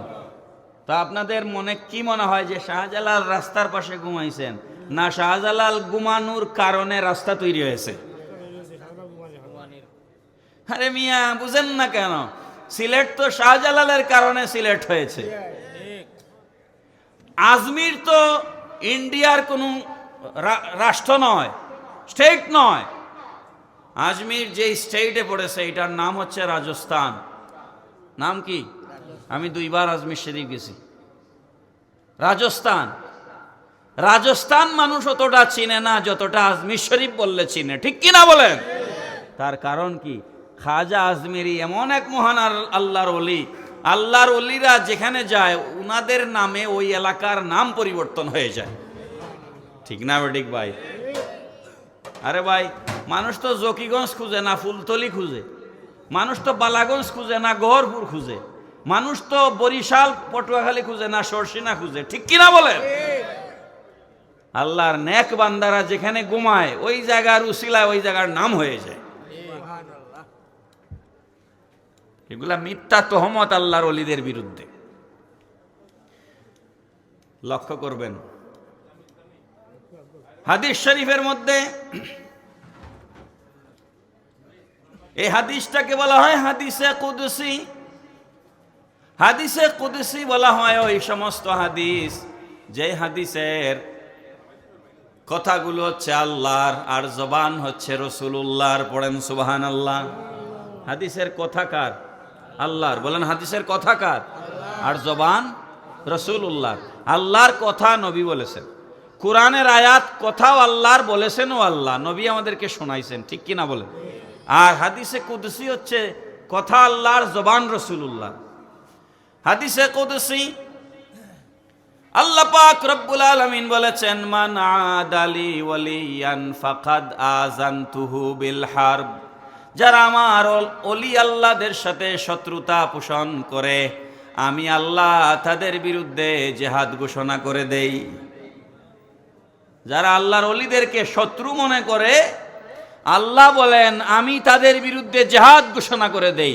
মুসলমান বুঝে শুনে উত্তর দেন, আল্লাহ যদি কারো বিরুদ্ধে জিহাদ করে, কোনো মানুষের পক্ষে আল্লাহর সাথে যুদ্ধে টিকে থাকার উপায় আছে? এখন আল্লাহ যে জিহাদ ঘোষণা করেন তার প্রমাণ নেন। আমরা যখন আল্লাহর মকবুল বান্দা হযরত শাহজালাল রাহমাতুল্লাহ আলাইহির জিয়ারত করি, যারা এদেশে ইসলাম এনেছেন, ঠিক না বেঠিক? 360 আউলিয়া যারা এদেশে ইসলাম এনেছেন, চট্টগ্রামের 12 আউলিয়া যারা এদেশে ইসলাম এনেছেন, ঠিক কিনা বলেন? এই সমস্ত আল্লাহর ওলিরা ইসলাম নিয়ে যখন এসেছেন তাদের শুকরিয়া আদায় করবার জন্য, তাদের প্রতি কৃতজ্ঞতা প্রকাশ করবার জন্য আমরা যখন জিয়ারত করি, এক শ্রেণীর হুজুররা আমাদেরকে মাজার পূজারি বলে। আল্লাহ পাক রব্বুল আলামিন আউলিয়ায়ে কেরামের কারামত এমনভাবে প্রদর্শন করেছেন, যারা আমাদেরকে মাজার পূজারি বলতো তারা সরাসরি পূজা মণ্ডপে চলে গেছে। আমাদেরকে মাজার পূজারি বলে, আল্লাহ বলেন ঠিক তো, তাহলে তোরে দিয়ে আমি পূজা করে আসার কথা ঠিক না বেটি? আমার বন্ধুরা, আমি আপনাদের সামনে একটা সংক্ষেপে একটা ইতিহাস 5 মিনিটে তুলে ধরতে চাই, তাইলে আপনারা বুঝবেন যে ইসলাম কোথার থেকে এখানে আসলো। সংক্ষেপে বলছি। আমি সারা পৃথিবীর হিসাব আপনাদেরকে এখন দিব না, দরকারও নাই। আমাদের এই পাক ভারত উপমহাদেশ, ভারত, পাকিস্তান, বাংলাদেশ, এই 3টা রাষ্ট্র এক সময় একটা ছিল, ঠিক কিনা? 1947 সালে প্রথম দেশ ভাগ হয়েছে। কত সালে? 1947 সালে প্রথম ভারত আর পাকিস্তান আলাদা হয়েছে। কত ইংরেজিতে? 1947 ইংরেজিতে। তারপর পাকিস্তান থেকে বাংলাদেশ আলাদা হয়েছে 1971-এ, ঠিক নি ভাই? এই হচ্ছে 3টা রাষ্ট্র। এর আগে একটা রাষ্ট্র ছিল, যেটাকে বলা হতো পাক ভারত উপমহাদেশ। এই পাক ভারত উপমহাদেশে কোনো নবী আসেন নাই। কি আসছেননি? এই ভারতবর্ষে কোনো নবী ইসলাম নিয়ে আসেন নাই, কোনো সাহাবায়ে কেরাম আসেন নাই। তাইলে ভারতবর্ষে ইসলাম আসলো কিভাবে? এখন ভারতে প্রায় 40 কোটি মুসলমান বাস করে, পাকিস্তানে প্রায় 15 কোটি মুসলমান বাস করে, বাংলাদেশে প্রায় 16-17 কোটি মুসলমান বাস করে। এই 3 দেশ মিলে, ভারত, পাকিস্তান, বাংলাদেশ মিলে প্রায় 70 কোটি মুসলমানের বসবাস। চিৎকার করে বলেন আলহামদুলিল্লাহ। গোটা আরব দেশ, সৌদি আরব, বাহরাইন, ওমান, কাতার, ইরাক, ইরান সব মিলে যাও, এই 3 দেশের সমান মুসলমান নাই। আলহামদুলিল্লাহ বলেন। এই যে ভারতে 40 কোটি, পাকিস্তানে 15 কোটি, বাংলাদেশে 20 কোটি মুসলমান, এগুলা কি তোমার আব্বা বানাইছেন নাকি মিয়া? তুমি শাহজালালের বিরুদ্ধে কথা বলো, হুশ পাও না, কার শানে বেয়াদবি করো। বলে কাবা করে 360 মূর্তি আর শাহজালালে 360 মূর্তি, পড়েন নাউজুবিল্লাহ। বক্তব্য আছে, রেকর্ড আছে, এই জাতীয় বক্তব্য দেয়। এরাও আবার মুসলমান দাবি করে। এ ভারত উপমহাদেশে ইসলাম কিভাবে আসলো আমি সহজ করে আপনাদেরকে উদাহরণ দিচ্ছি। আমাদের এই ভারত উপমহাদেশের সব থেকে পুরাতন মাদ্রাসা হচ্ছে দারুল উলুম দেওবন্দ মাদ্রাসা। আমাদের দেশে যারা কওমি মাদ্রাসার আলেম আছেন, কওমিদের মাহফিলে দেখবেন তারা একটা স্লোগান দেয়, উলামায়ে দেওবন্দ জিন্দাবাদ, জিন্দাবাদ, দেয় না? আমি বোঝানোর জন্য বলছি, কাউকে বড় ছোট করার জন্য বলছি না। দেওবন্দ মাদ্রাসা প্রতিষ্ঠা হয়েছে, লিখে নেন, আমি পড়াশোনা করে আপনাদেরকে বলছি। দেওবন্দ মাদ্রাসা প্রতিষ্ঠা হয়েছে 1866 ইংরেজিতে। কত? 1866। যুবক ছেলে যাদের হাতে মোবাইল আছে, 2026 থেকে 1866 বিয়োগ দাও। কেউ একজন তাড়াতাড়ি দিয়ে আমার বলো কত বছর হয়েছে? 2026 থেকে 1866, সম্ভবত 158 বছর, সম্ভবত। কেউ পাইছো? না না না, একটু ও না, ঠিক আছে, জায়গা তো আছে, এরপরে কেউ আসলে ইয়ে করবে, অসুবিধা নেই। 2026 ইংরেজি চলছে এখন। দেওবন্দ মাদ্রাসা প্রতিষ্ঠা কত? 160। তাইলে বুঝে শুনে, আমার কথা বুঝে শুনে পরে উত্তর দিবেন। দেওবন্দ মাদ্রাসার বয়স হইল 160 বছর। কত বছর? দেওবন্দ মাদ্রাসার বয়স 160 বছর। কত বছর? আসেন বাংলাদেশে, ঢাকা আলিয়া মাদ্রাসা। কোনটা? ঢাকা আলিয়া। এটা আগে ছিল কলিকাতা আলিয়া মাদ্রাসা। বাংলাদেশ স্বাধীন হওয়ার পর, ওই 47-এ দেশ ভাগ হওয়ার পর কলিকাতা থেকে এটা ঢাকায় এসেছে। ঢাকা আলিয়া মাদ্রাসা প্রতিষ্ঠা হয়েছে 1780 ইংরেজিতে। কত? 1780 ইংরেজি। ঢাকা আলিয়া মাদ্রাসা প্রতিষ্ঠা হয়েছে। এই হিসাবে ঢাকা আলিয়া মাদ্রাসার বয়স হচ্ছে 246 বছর। কত বছর? 246 বছর। কত বছর? 246 বছর। সিলেট সরকারি আলিয়া মাদ্রাসা চৌয়াট্টায়, দেখছেন নি? সিলেট সরকারি আলিয়া মাদ্রাসা চৌয়াট্টায়। আমি এই মাদ্রাসা পড়াশোনা করেছি, কামিল করেছি এখান থেকে। সিলেট সরকারি আলিয়া মাদ্রাসা প্রতিষ্ঠা হয়েছে 1913 সালে। কত ইংরেজি? 1913 এই হিসাবে সিলেট সরকারি আলিয়া মাদ্রাসার বয়স হচ্ছে 113 বছর। কত বছর? 113 বছর। এরপরে আরো কিছু মাদ্রাসা আছে, যেমন ধরেন দরগা মাদ্রাসা। কি মাদ্রাসা? দরগা মাদ্রাসা, যেটা শাহজালাল রহমতের মাজার শরীফের পাশে। এই দরগা মাদ্রাসা প্রতিষ্ঠা হয়েছে দরগা মাদ্রাসা 1961 ইংরেজি। কত ইংরেজি? দরগা মাদ্রাসার বয়স হচ্ছে 64 বছর। কত বছর? মাত্র কত বছর? 64 বছর। এইভাবে যদি আমি আরো বলতে থাকি, আরো দুই একটা মাদ্রাসার নাম বলা যাবে। কিন্তু ঢাকা আলিয়ার আগে বাংলাদেশে কোনো মাদ্রাসা ছিল না। হ্যাঁ, তারপর হচ্ছে দারুল উলুম দেওবন্দ মাদ্রাসার আগে এই ভারতবর্ষে কোনো মাদ্রাসা ছিল না। তো ঢাকা আলিয়ার বয়স হচ্ছে 246 বছর। দেওবন্দ মাদ্রাসার বয়স হচ্ছে 160 বছর। এবার ভালো করে লক্ষ্য করেন, এই 246 বছর আগে কিংবা 160 বছর আগে এদেশের মানুষ কি নামাজ পড়তো কি পড়তো না? আপনাদের কি মনে হয়, কেউ নামাজ পড়তো না? দেওবন্দ মাদ্রাসা যখন ছিল না তখন এদেশে নামাজ ছিল না? ঢাকা আলিয়া যখন ছিল না তখন কি এদেশে নামাজ ছিল না? আসেন, দরগা মাদ্রাসা, দরগা মসজিদ যেটা পুরাতন ভেতরের অংশ, ওখানে দেখবেন একটা সাইনবোর্ড টানানো আছে। ওই মসজিদ প্রতিষ্ঠা হয়েছে 1744 ইংরেজিতে। কত ইংরেজি? 1744। নামও লেখা আছে বাহরাম খান ফৌজদার। কার নাম? বাহরাম খান ফৌজদার এই মসজিদ নির্মাণ করেছেন 1744। এই হিসাবে দরগা মসজিদ যেটা, দরগা মসজিদ সিলেটের, সেই দরগা মসজিদের বয়স হচ্ছে 282 বছর। কত বছর? 282 বছর। তাহলে দরগা মসজিদের বয়স হচ্ছে 282 বছর। দেওবন্দ মাদ্রাসার বয়স 160 বছর। তার মানে দেওবন্দ মাদ্রাসার আগে দরগা মসজিদ ছিল। ঠিক নেই? আসেন, শাহজালাল রহমতুল্লাহ আলাইহি সিলেটে এসেছেন 1303 ইংরেজিতে। কত? এখন চলছে কত? 2026 থেকে 1303 বাদ দিলে কত হয়? 722 বা 23 বছর। 723 বছর। খুব বুঝেন। আবার রিপিট করছি, দেওবন্দ মাদ্রাসার বয়স 160। কত? ঢাকা আলিয়ার বয়স 246। ঢাকা আলিয়ার বয়স কত? 246। 246 বছর। দেওবন্দ মাদ্রাসার বয়স 160 বছর। শাহজালাল সিলেটে এসেছেন 723 বছর আগে, যখন এদেশে মাদ্রাসার অস্তিত্ব ছিল না, যখন এদেশে মসজিদের অস্তিত্ব ছিল না, তারও শত শত বছর আগে সুলতানে বাঙ্গাল শাহজালাল মুজাররদে ইয়ামানি এদেশে এসে ইসলাম প্রতিষ্ঠা করেছেন। চিৎকার করে বলেন সুবহানাল্লাহ।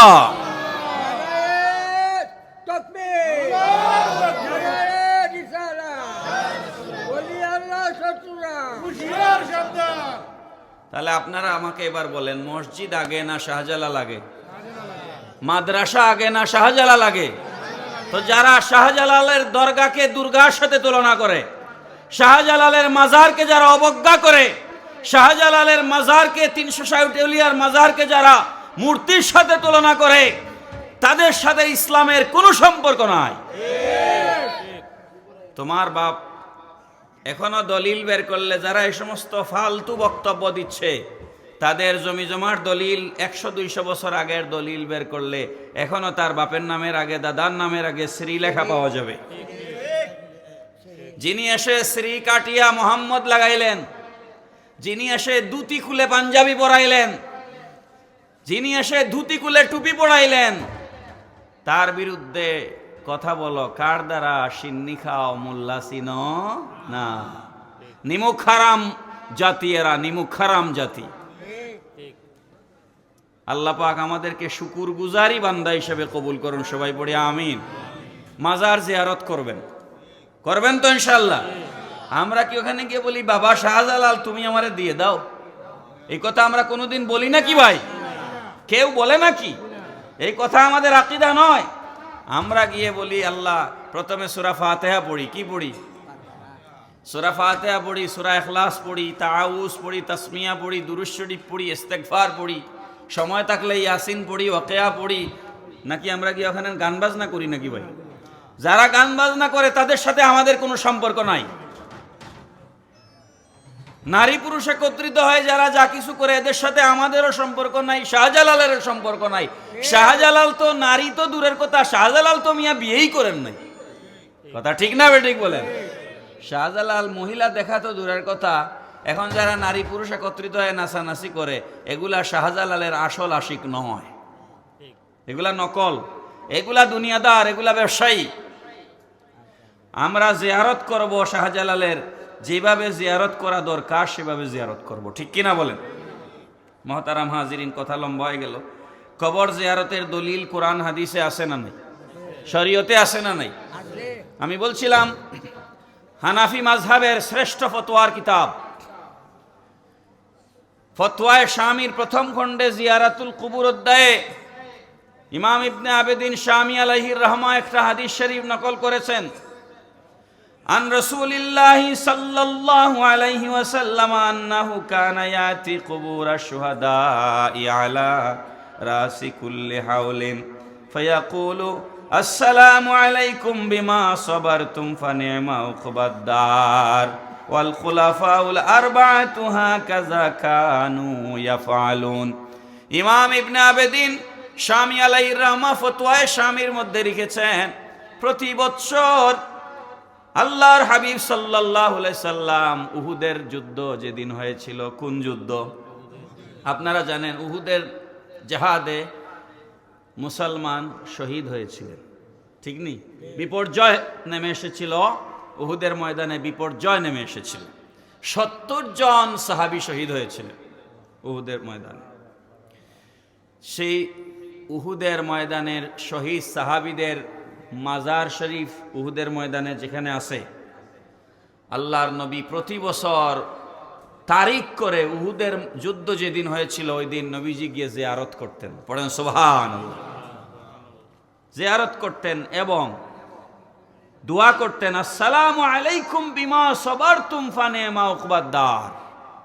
নবীজি দোয়া করতেন, আল্লাহ পাক আসসালামু আলাইকুম, আল্লাহ তোমাদের উপরে শান্তি বর্ষণ করুন, বিমা সাবারতুম ফানি'মা উকবাদ দার, তোমাদের জন্য আল্লাহ মানে কবরে কি চমৎকার বসত বাড়ি নির্মাণ করে রেখেছেন। পড়েন সুবহানাল্লাহ।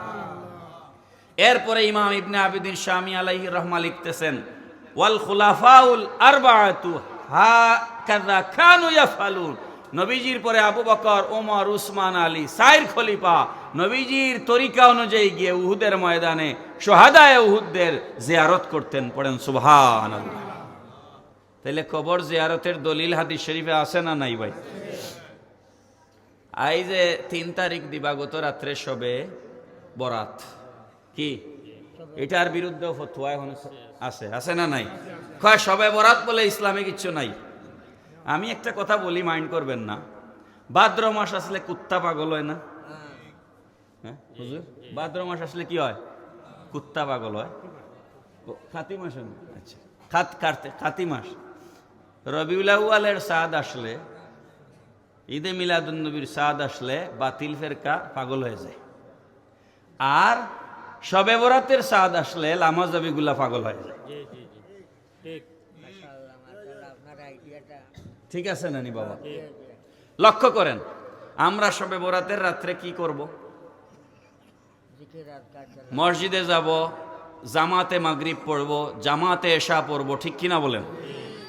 জামাতে এশার নামাজ পড়ব। মুসল্লি অন্য দিনের তুলনায় অনেক বেশি, মসজিদ ভরপুর। তারপর হচ্ছে সারা রাত যার যার তৌফিক অনুযায়ী নফল নামাজ পড়ব, কোরআন তেলাওয়াত করব, কবর জিয়ারত করব, দোয়া করব।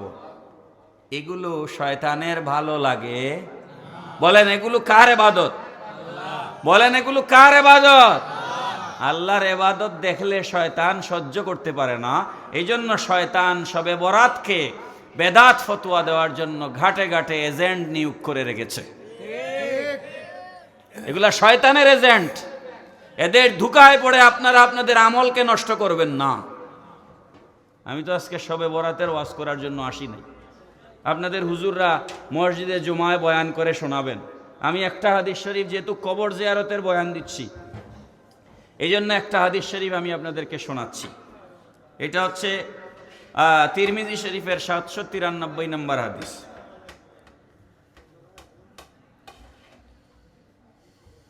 আম্মা জান আয়েশা সিদ্দিকা রাদিয়াল্লাহু তাআলা আনহা বলছেন, ক্বালাত ফাকাততু রাসূলুল্লাহি সাল্লাল্লাহু আলাইহি ওয়াসাল্লাম লাইলাতান, এক রাত্রে আমি আমার বিছানার থেকে আমার নবীকে হারায়া ফেললাম। আম্মা জান আয়েশা বলছেন, ওই দিন নবীজি আমার ঘরে থাকবার কথা। এটা বুঝাইয়া দেওয়া দরকার, নবীজির একাধিক স্ত্রী ছিলেন। কি? তো নবীজি রুটিন করে এক একজনের ঘরে এক এক দিন থাকতেন। ওই রাত্রের রুটিনে ছিল নবীজি কার ঘরে থাকবেন? আম্মা জান আয়েশা সিদ্দিকা রাদিয়াল্লাহু তাআলা আনহার ঘরে থাকবেন। আম্মা জান আয়েশা বলছেন, নবীজি আমার ঘরে থাকবার কথা, কিন্তু আমি নবীজিকে ঘরে পাচ্ছি না। ফাখারাজতু, আমি নবীজিকে খুঁজবার জন্য ঘর থেকে বের হলাম। ফাইদা হুয়া বিল বাকি, যারা হজ করেছেন তারা দেখেছেন নবীজির রওজা আকদস মোবারক যেই জায়গায় আমরা যেদিকে দাঁড়াইয়া মসজিদে নববী শরীফে নামাজ পড়ি, তার বাম পাশে হচ্ছে নবীজির রওজা মোবারক। যারা হজ করেছেন তারা দেখেছেন তার বাম পাশে নবীজির রওজা মোবারক। এর বাম পাশে একটা উঠান আছে, উঠান। হ্যাঁ, ওখানে আশিকে রসুলরা বিকালবেলা বসে থাকে। ওখান থেকে নবীজির রওজা শরীফের গম্বুজ দেখা যায়, ডাইরেক্ট দেখা যায়। আমার নিজের দেখা, 13 সালে আল্লাহ আমারে নিয়েছিলেন, পাকিস্তানি এক হাজি। আমরা ওই উঠানটার মধ্যে বসে আছি। বসিয়া মানুষরা নবীজির রওজা শরীফের গম্বুজের দিকে এইভাবে তাকায়া থাকে। আসরের আজান হচ্ছে, এক পাকিস্তানি লোক হাজি ওই আসরের আজানের সময় গম্বুজের দিকে এইভাবে তাকায় আছে। তাকানোর মধ্যে আজানের ভিতরে হঠাৎ শুয়ে পড়লো। এর মধ্যে আজানের ভিতরে ইন্তেকাল হয়ে গেল। সুবহানাল্লাহ পড়েন না? কত বড় আশিকে রসুল ছিল! আজান শুনে শুনে নবীজির রওজা মোবারক দেখে দেখে দুনিয়া থেকে চলে গেছে। সুবহানাল্লাহ। তো এরপরে ওই মাঠটার পরে হচ্ছে বাম পাশে জান্নাতুল বাকি শরীফ। হজ করছেন, আছেন না এখানে লোক? আমি কি ঠিক বললাম? ঠিক বলছি না? আম্মা জান আয়েশা বলছেন, আমি ঘর থেকে বের হয়ে জান্নাতুল বাকি শরীফে গেলাম। গিয়ে দেখি আল্লাহর রাসূল সাল্লাল্লাহু আলাইহি সাল্লাম জান্নাতুল বাকি শরীফে কবর জিয়ারত করছেন। পড়েন সুবহানাল্লাহ। যে সমস্ত মুসলমান কবর জিয়ারতের দলিল পায় না, কপাল পোড়া। লক্ষ্য করেন ভাই, আপনি যদি সুরমা নদীতে একটা জাল মারেন, আমরা উড়াল জাল কই নানি, খাঁটি লাগাইল, যে একটা মাছও আপনার জালে উঠছে না, এরকম হয় না? আপনি বললে ধুর, সুরমাত একটা মাছও নাই, এই কথাটা হাসানি। সুরমাত মাছ নাই না, জালো মাছ উঠছে না। সুরমাত মাছ নাই কইতে গেলে তো সুরমা হুকাইতেইব না, কিতা ভাই? শেষ দিয়া সুরমা শুকাইয়া দেখা লাগবো। আরে মিয়া, কবর জিয়ারতের দলিল হাদিস শরীফে নাই, তুমি কয়টা হাদিস পড়ছো মিয়া? নাই বলতে গেলে আল্লাহর রসুলের সমস্ত হাদিস তোমাকে পড়তে হবে, ঠিক কিনা বলেন? যে বলে কবর জিয়ারতের দলিল হাদিস শরীফে নাই, আসলে তার কাছে হাদিসই নাই, ঠিক কিনা? আসলে হাদিসই পড়ে নাই। আম্মা জান আয়েশা বলছেন, ওহুয়া বিল বাকি, আমি গিয়া নবীজিকে জান্নাতুল বাকি শরীফে পাইলাম। নবীজির পেছনে আমি দাঁড়ায়া আছি, নবীজি টের পাইলেন। কেউ যদি রাত্রে হঠাৎ করে আপনার পিছে গিয়ে দাঁড়ায়, বোঝা যায় না? নবীজি টের পাইলেন। ফাকালা, আকুনতি তাখাফিনা ইয়াহিফাল্লাহু আলাইকা ওয়া রাসূলুহু। রে আয়েশা, নবীজি আমার দিকে মুখ ফিরাইলেন, ফিরায় বললেন, আয়েশা রে, আকুনতি তাখাফিন, তুমি কি আশঙ্কা করেছো নাকি আমি কি অন্য কোনো বিবির ঘরে চলে গেছি? সুবহানাল্লাহ বলেন। আয়েশা রে, আল্লাহ এবং আল্লাহর রাসূল তোমার হক কখনোই নষ্ট করবেন না, পড়েন সুবহানাল্লাহ।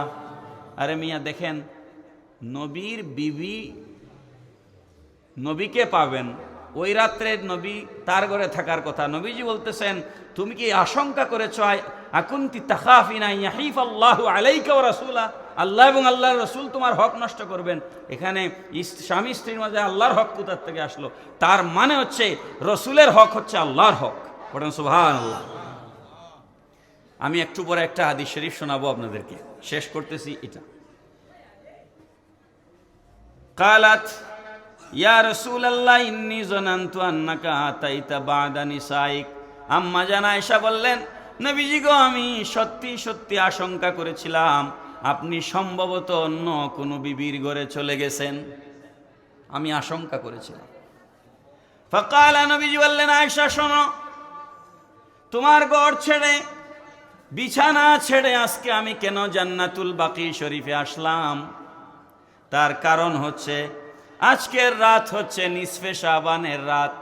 ইন্নাল্লাহ আযজা ওয়া জাল্লা ইয়ানজিলু লাইলাতান নিসফি মিন শাবানি ইলাস সামা। চিৎকার দিয়ে বলেন আল্লাহু আকবার। নবীজি বললেন, আয়েশা রে শোনো, আজকে হচ্ছে শাবানের মধ্য রজনী। শাবানের মধ্য রজনী মানে শবে বরাত। কোন রাত? আজকে হচ্ছে শাবানের মধ্য রজনী। এই রাতে আল্লাহ পাক রব্বুল আলামিন 7 আসমানের নিচের আসমানে চলে আসেন। এটার ব্যাখ্যা আছে, আল্লাহর হাত পা নাই, আল্লাহ আমাদের মতো উঠানামা করেন না, চলে আসেন। এর অর্থ হচ্ছে আল্লাহ পাক জমিনবাসীর দিকে রহমতের দয়ার বিশেষ নজর দেন, পড়েন সুবহানাল্লাহ। আয়েশা রে শোনো, ফায়াগফিরু লিআকসারি মিন আদাদি শারি গানামিন কালবিন।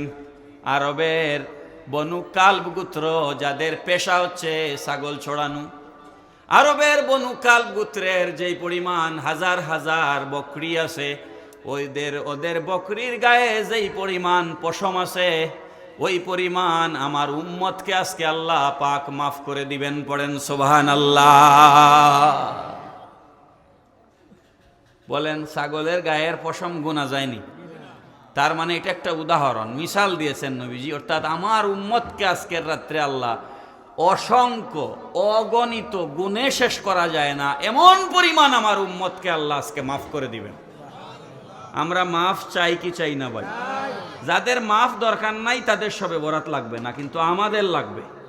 আমরা গুনাহগার মানুষ, ঠিক কিনা ভাই? আমাদের শবে বরাত লাগবে। আল্লাহ পাক আমাদেরকে তৌফিক দিন শবে বরাতে আমল করার। সবাই পড়ি আমিন।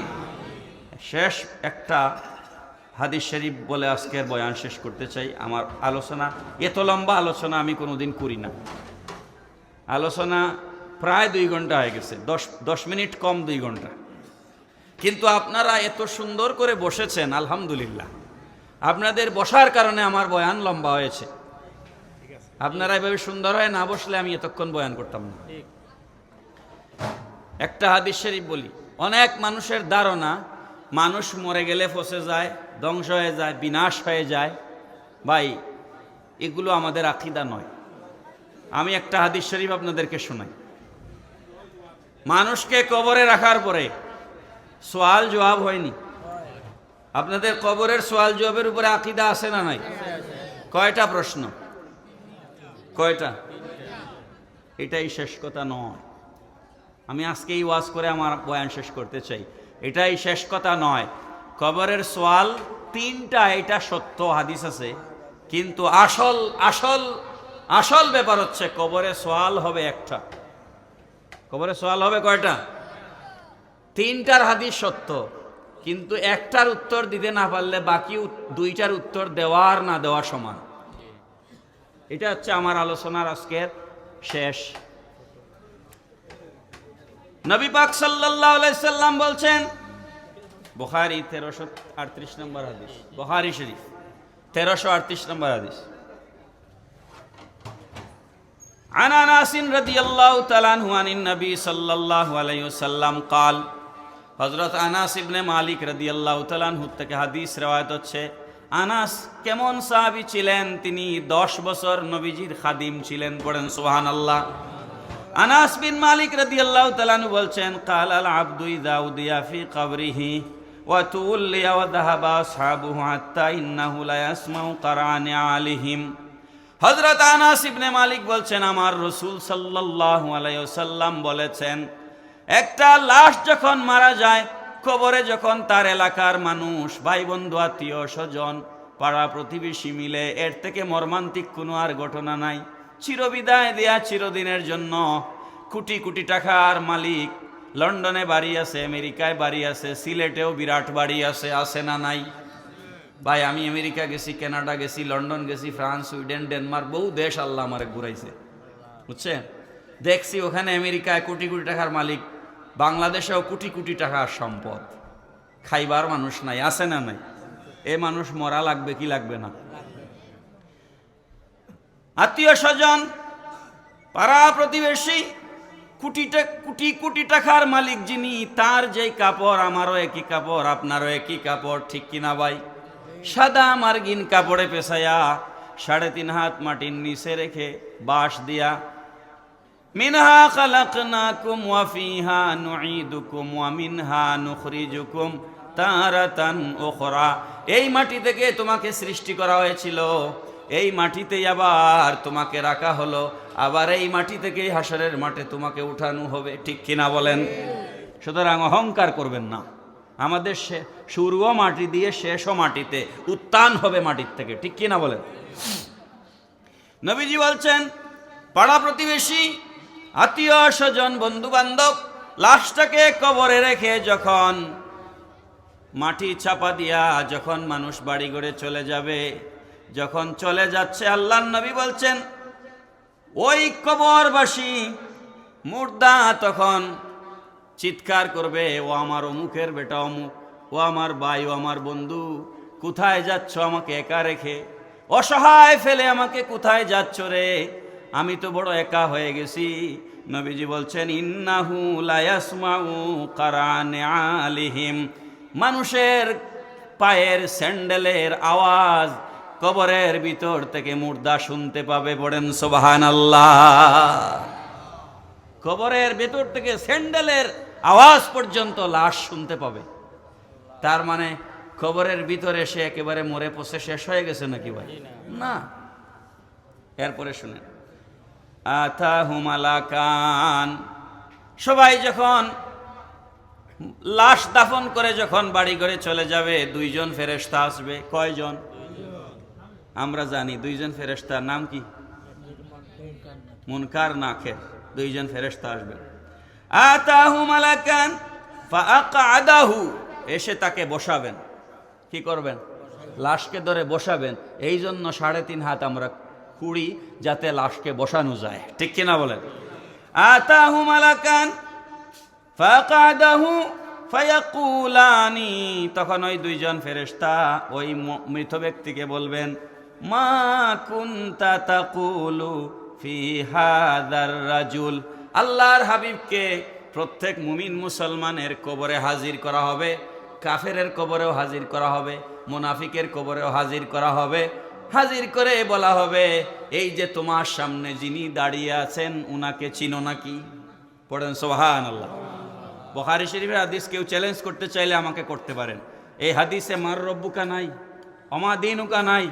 যে আমার রসুলের পরিচয় জানে না, সে রবের পরিচয় দিয়ে 1 পয়সারও কোনো ফায়দা হবে না। নবীকে যে চিনে না, তার আল্লাহর পরিচয়ের 1 পয়সারও কোনো মূল্য নাই। নবীকে যে চিনে না, ইসলামের তার কোনো মূল্য নাই। এই জন্য কবরে সওয়াল হবে 3টা, কিন্তু আসল প্রশ্ন একটা, যে নবীকে চিনেছে সে আল্লাহর প্রশ্নের উত্তর এমনিই দিতে পারবে, ঠিক কিনা বলেন? যে নবীকে চিনে সে দ্বীনের প্রশ্নের উত্তর এমনিতেই দিতে পারবে। এই জন্য আমরা আহলে সুন্নাত ওয়াল জামাতের আকীদার অনুসারী সুন্নি মুসলমানেরা, আমরা আমাদের জান থেকেও আমাদের নবীকে বেশি ভালোবাসি। এই জন্য আমরা মাহফিলে নবীকে সালাম দেই, মিলাদ পড়ি, ইয়া নবী বলি। স্লোগান দেওয়ার সময় আমরা শুধু আল্লাহ আর দ্বীনের স্লোগান দিয়া ছেড়ে দেই না, আমরা আল্লাহর সাথে রেসালতেরও স্লোগান দেই। কথা কোন ঠিক কিনা বেটে? কারণ এটা কবরে আমাদের কাজে লাগবে, এটা কবরে আমাদের কাজে লাগবে কি লাগবে না? কবরে আমাদের কাজে লাগবে। শোনেন, শেষ করছি। ফায়াকুলু আশহাদু আন্নাহু আব্দুল্লাহি ওয়া রাসূলুহু। ঈমানদার হাস্যোজ্জ্বল মুখে ঈমানদার বলবে, আমি সাক্ষী দিচ্ছি তিনি আল্লাহর বান্দা এবং রাসূল। পড়েন সুবহানাল্লাহ। ফায়ুকালু উনজুর ইলা মাকাদিকা মিনান নার। আল্লাহ পাক কবরের সাথে জাহান্নামের দরজা খুলে দিবেন। জাহান্নামের দরজা খুলে দিয়া ফেরেশতা দুইজন বলবে, ও বান্দা, তুমি এই জাহান্নাম দেখো, তুমি যদি এই প্রশ্নের সঠিক উত্তর দিতে না পারতে তাইলে এটা ছিল তোমার গন্তব্য। আগে জাহান্নাম দেখানো হবে, নাইলে তো বেহেশতের মজা বুঝবে না ভাই। দুজক না দেখলে বেহেশত কি বুঝবো নি বলেন? আপনি যদি মোমবাতি জ্বালায়া আপনারা যদি বলি আঙ্গুলটা 2 মিনিট মোমবাতির উপরে ধরে রাখেন, পারবেন নি? তো এখানে একটা মোমবাতি জ্বালায় রাখলাম আর এখানে একটা বরফ রাখলাম, মোমবাতিতে হাত লাগাই দিকে বরফে নিয়ে হাত লাগেন, তাইলে না বরফের মজা বুঝবে, ঠিক না ভাই? কবর থেকে প্রথমে দুজক দেখানো হবে। কি দেখানো হবে? কেন জানেন? বেহেশতের স্বাদ উপভোগ করার জন্য। পড়েন সুবহানাল্লাহ। প্রচন্ড গরম থেকে ঘরের ভিতরে আসি এসি ছাড়লে না এসির মজা পাওয়া যায়। এখন এসি ছাড়লে মজা পাইবেন নি। এখন বলবেন, দূর মিয়া তাড়াতাড়ি এসি বন্ধ করেন, ঠান্ডা লেগে যাচ্ছে আমার। ঠিক না বেটি? তো ঠান্ডার ভিতরে তো ঠান্ডার মজা বুঝবেন না, বেহেশতে গিয়া বেহেশতের মজা কেমনে বুঝবেন? এজন্য আল্লাহ আগে দুজক দেখাবেন, যে এই দেখো দুজকের এই অবস্থা। দুজক দেখানোর পর ফেরেশতারা বলবেন, উনজুর ইলা মাকাদিকা মিনান নার আবদালাকাল্লাহু বিহি মাকআদাম মিনাল জান্নাহ।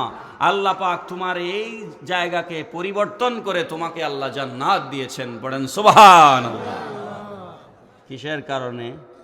নবীর ব্যাপারে প্রশ্নের উত্তর দেওয়ার কারণে। এখন আপনারা বলেন, কেউ যদি বলে নবী আমরা আল্লাহ খান মানুষ, হে পারবো না উত্তর দিত? নবী মরিয়া মাটির সাথে মিশে গেছে। পড়েন না নাউজুবিল্লাহ। এ ধরনের আকীদা আমাদের দেশে আছে না? এরা খবরে নবীর প্রশ্নের উত্তর দিতে পারবো নি? পারবে না। আল্লাহ আমাদেরকে হেফাজত করুন, সবাই পড়ুন আমিন। এরপরে কালান নবী সাল্লাল্লাহু আলাইহি ওয়াসাল্লাম ফায়ারাহুমা জামিআ। এরপরে আল্লাহ পাক তাকে বেহেশতের সমস্ত নাজ ও নিয়ামত দেখাবেন। তারপরে আল্লাহ পাক ওই মুর্দাকে বলবেন, নাম কানাউমাতিল আরুস। নববিবাহিত স্বামী স্ত্রী যেমনে করে ঘুমায়, ওই দিন কেউ আসিয়া প্রয়োজনে ডাকাডাকি করে না, ঠিক কিনা বলেন? আল্লাহ পাক এর ফেরেশতারা বলবেন, ও আল্লাহর বান্দা, তোমার প্রশ্নের উত্তর সঠিক হয়েছে, তুমি পাশ করেছো, এবার নতুন দুলহার মতো ঘুমাও। কিয়ামতে ইসরাফিল আলাইহিস সালাম সিংহায় ফু দেওয়ার আগে তোমারে আর কেউ কবরে ঘুম ভাঙাবে না। আমরা এরকম জিন্দেগি চাই কি চাই না ভাই? তাইলে নবীকে ভালোবাসবেন, নবীর উপর বেশি দরুদ শরীফ পড়বেন, নবীজিকে সালাম দিবেন। রাজি আছি না নাই? ওয়াম্মাল কাফির আউল মুনাফিক। কাফের মানে যারা আল্লাহ মানে না, রসুল মানে না। মুনাফিক মানে হচ্ছে আল্লাহ মানে কিন্তু রসুল মানে না, ঠিক কিনা বলেন? কাফের কে? যে আল্লাহও মানে না রসুলও মানে না, সে কি? আর মুনাফিক কে? আল্লাহ মানে কিন্তু রসুল মানে না, আল্লাহ মানে কিন্তু রসুল মানে না। নবীজি বলছেন, ওয়াম্মাল কাফিরু আউল মুনাফিকু। কাফের এবং মুনাফিককে যখন কবরে রাখা হবে, ফায়াকুলু লা আদরি। ফেরেশতারা যখন আমার সম্পর্কে প্রশ্ন করবে, তখন ওই মুর্দা বলবে, আমি জানি না। নাউজুবিল্লাহ পড়েন। আমি জানি না মানে পাস না ফেল ভাই? ফেল। আমি জানি না মানে কি? ফেল। তারপরে ফেরেশতারা আফসোস করবে। কারা? ফেরেশতারা এদের উপরে আফসোস করবে। কুনতু আকুলু মা ইয়াকুলুন নাস। সে বলবে, মানুষরা যেরকম বলতো আমিও শোনাশুনি ওই রকমই বলতাম। পড়েন নাউজুবিল্লাহ। আমার হুজুর আসিয়া আমারে রসুল আমার মতো মানুষ শিখাইছে, আমি ওই রকম কইছি। এইটা বলিয়া কবরে পার পাওয়া যাবে না, কারণ আপনি ব্যাখ্যল না। কেমনে বললেন আপনি নবী আমার মতো? কেমনে বললেন? আল্লাহ আপনার বিবেক দেয় নাই? হুজুরের কথাই বলছেন, ওটা দিয়া কবরে পার পাবেন না। ফায়ুকালু, ফেরেশতা দুইজন তখন বলবেন, লা দারাইতা ওয়ালা তালাইতা, না, লা দারাইতা মানে হচ্ছে না নিজে বই পুস্তক পড়িয়া জানলায়, ওয়ালা তালাইতা না পড়া না তেলাওয়াত করিয়া বুঝলায়। হায় রে, না বই পুস্তক পড়িয়া জানলায় না তেলাওয়াত করিয়া জানলায়, কোনো মতেই নবী সম্পর্কে তোমার এলেমটা হাসিল হইল না।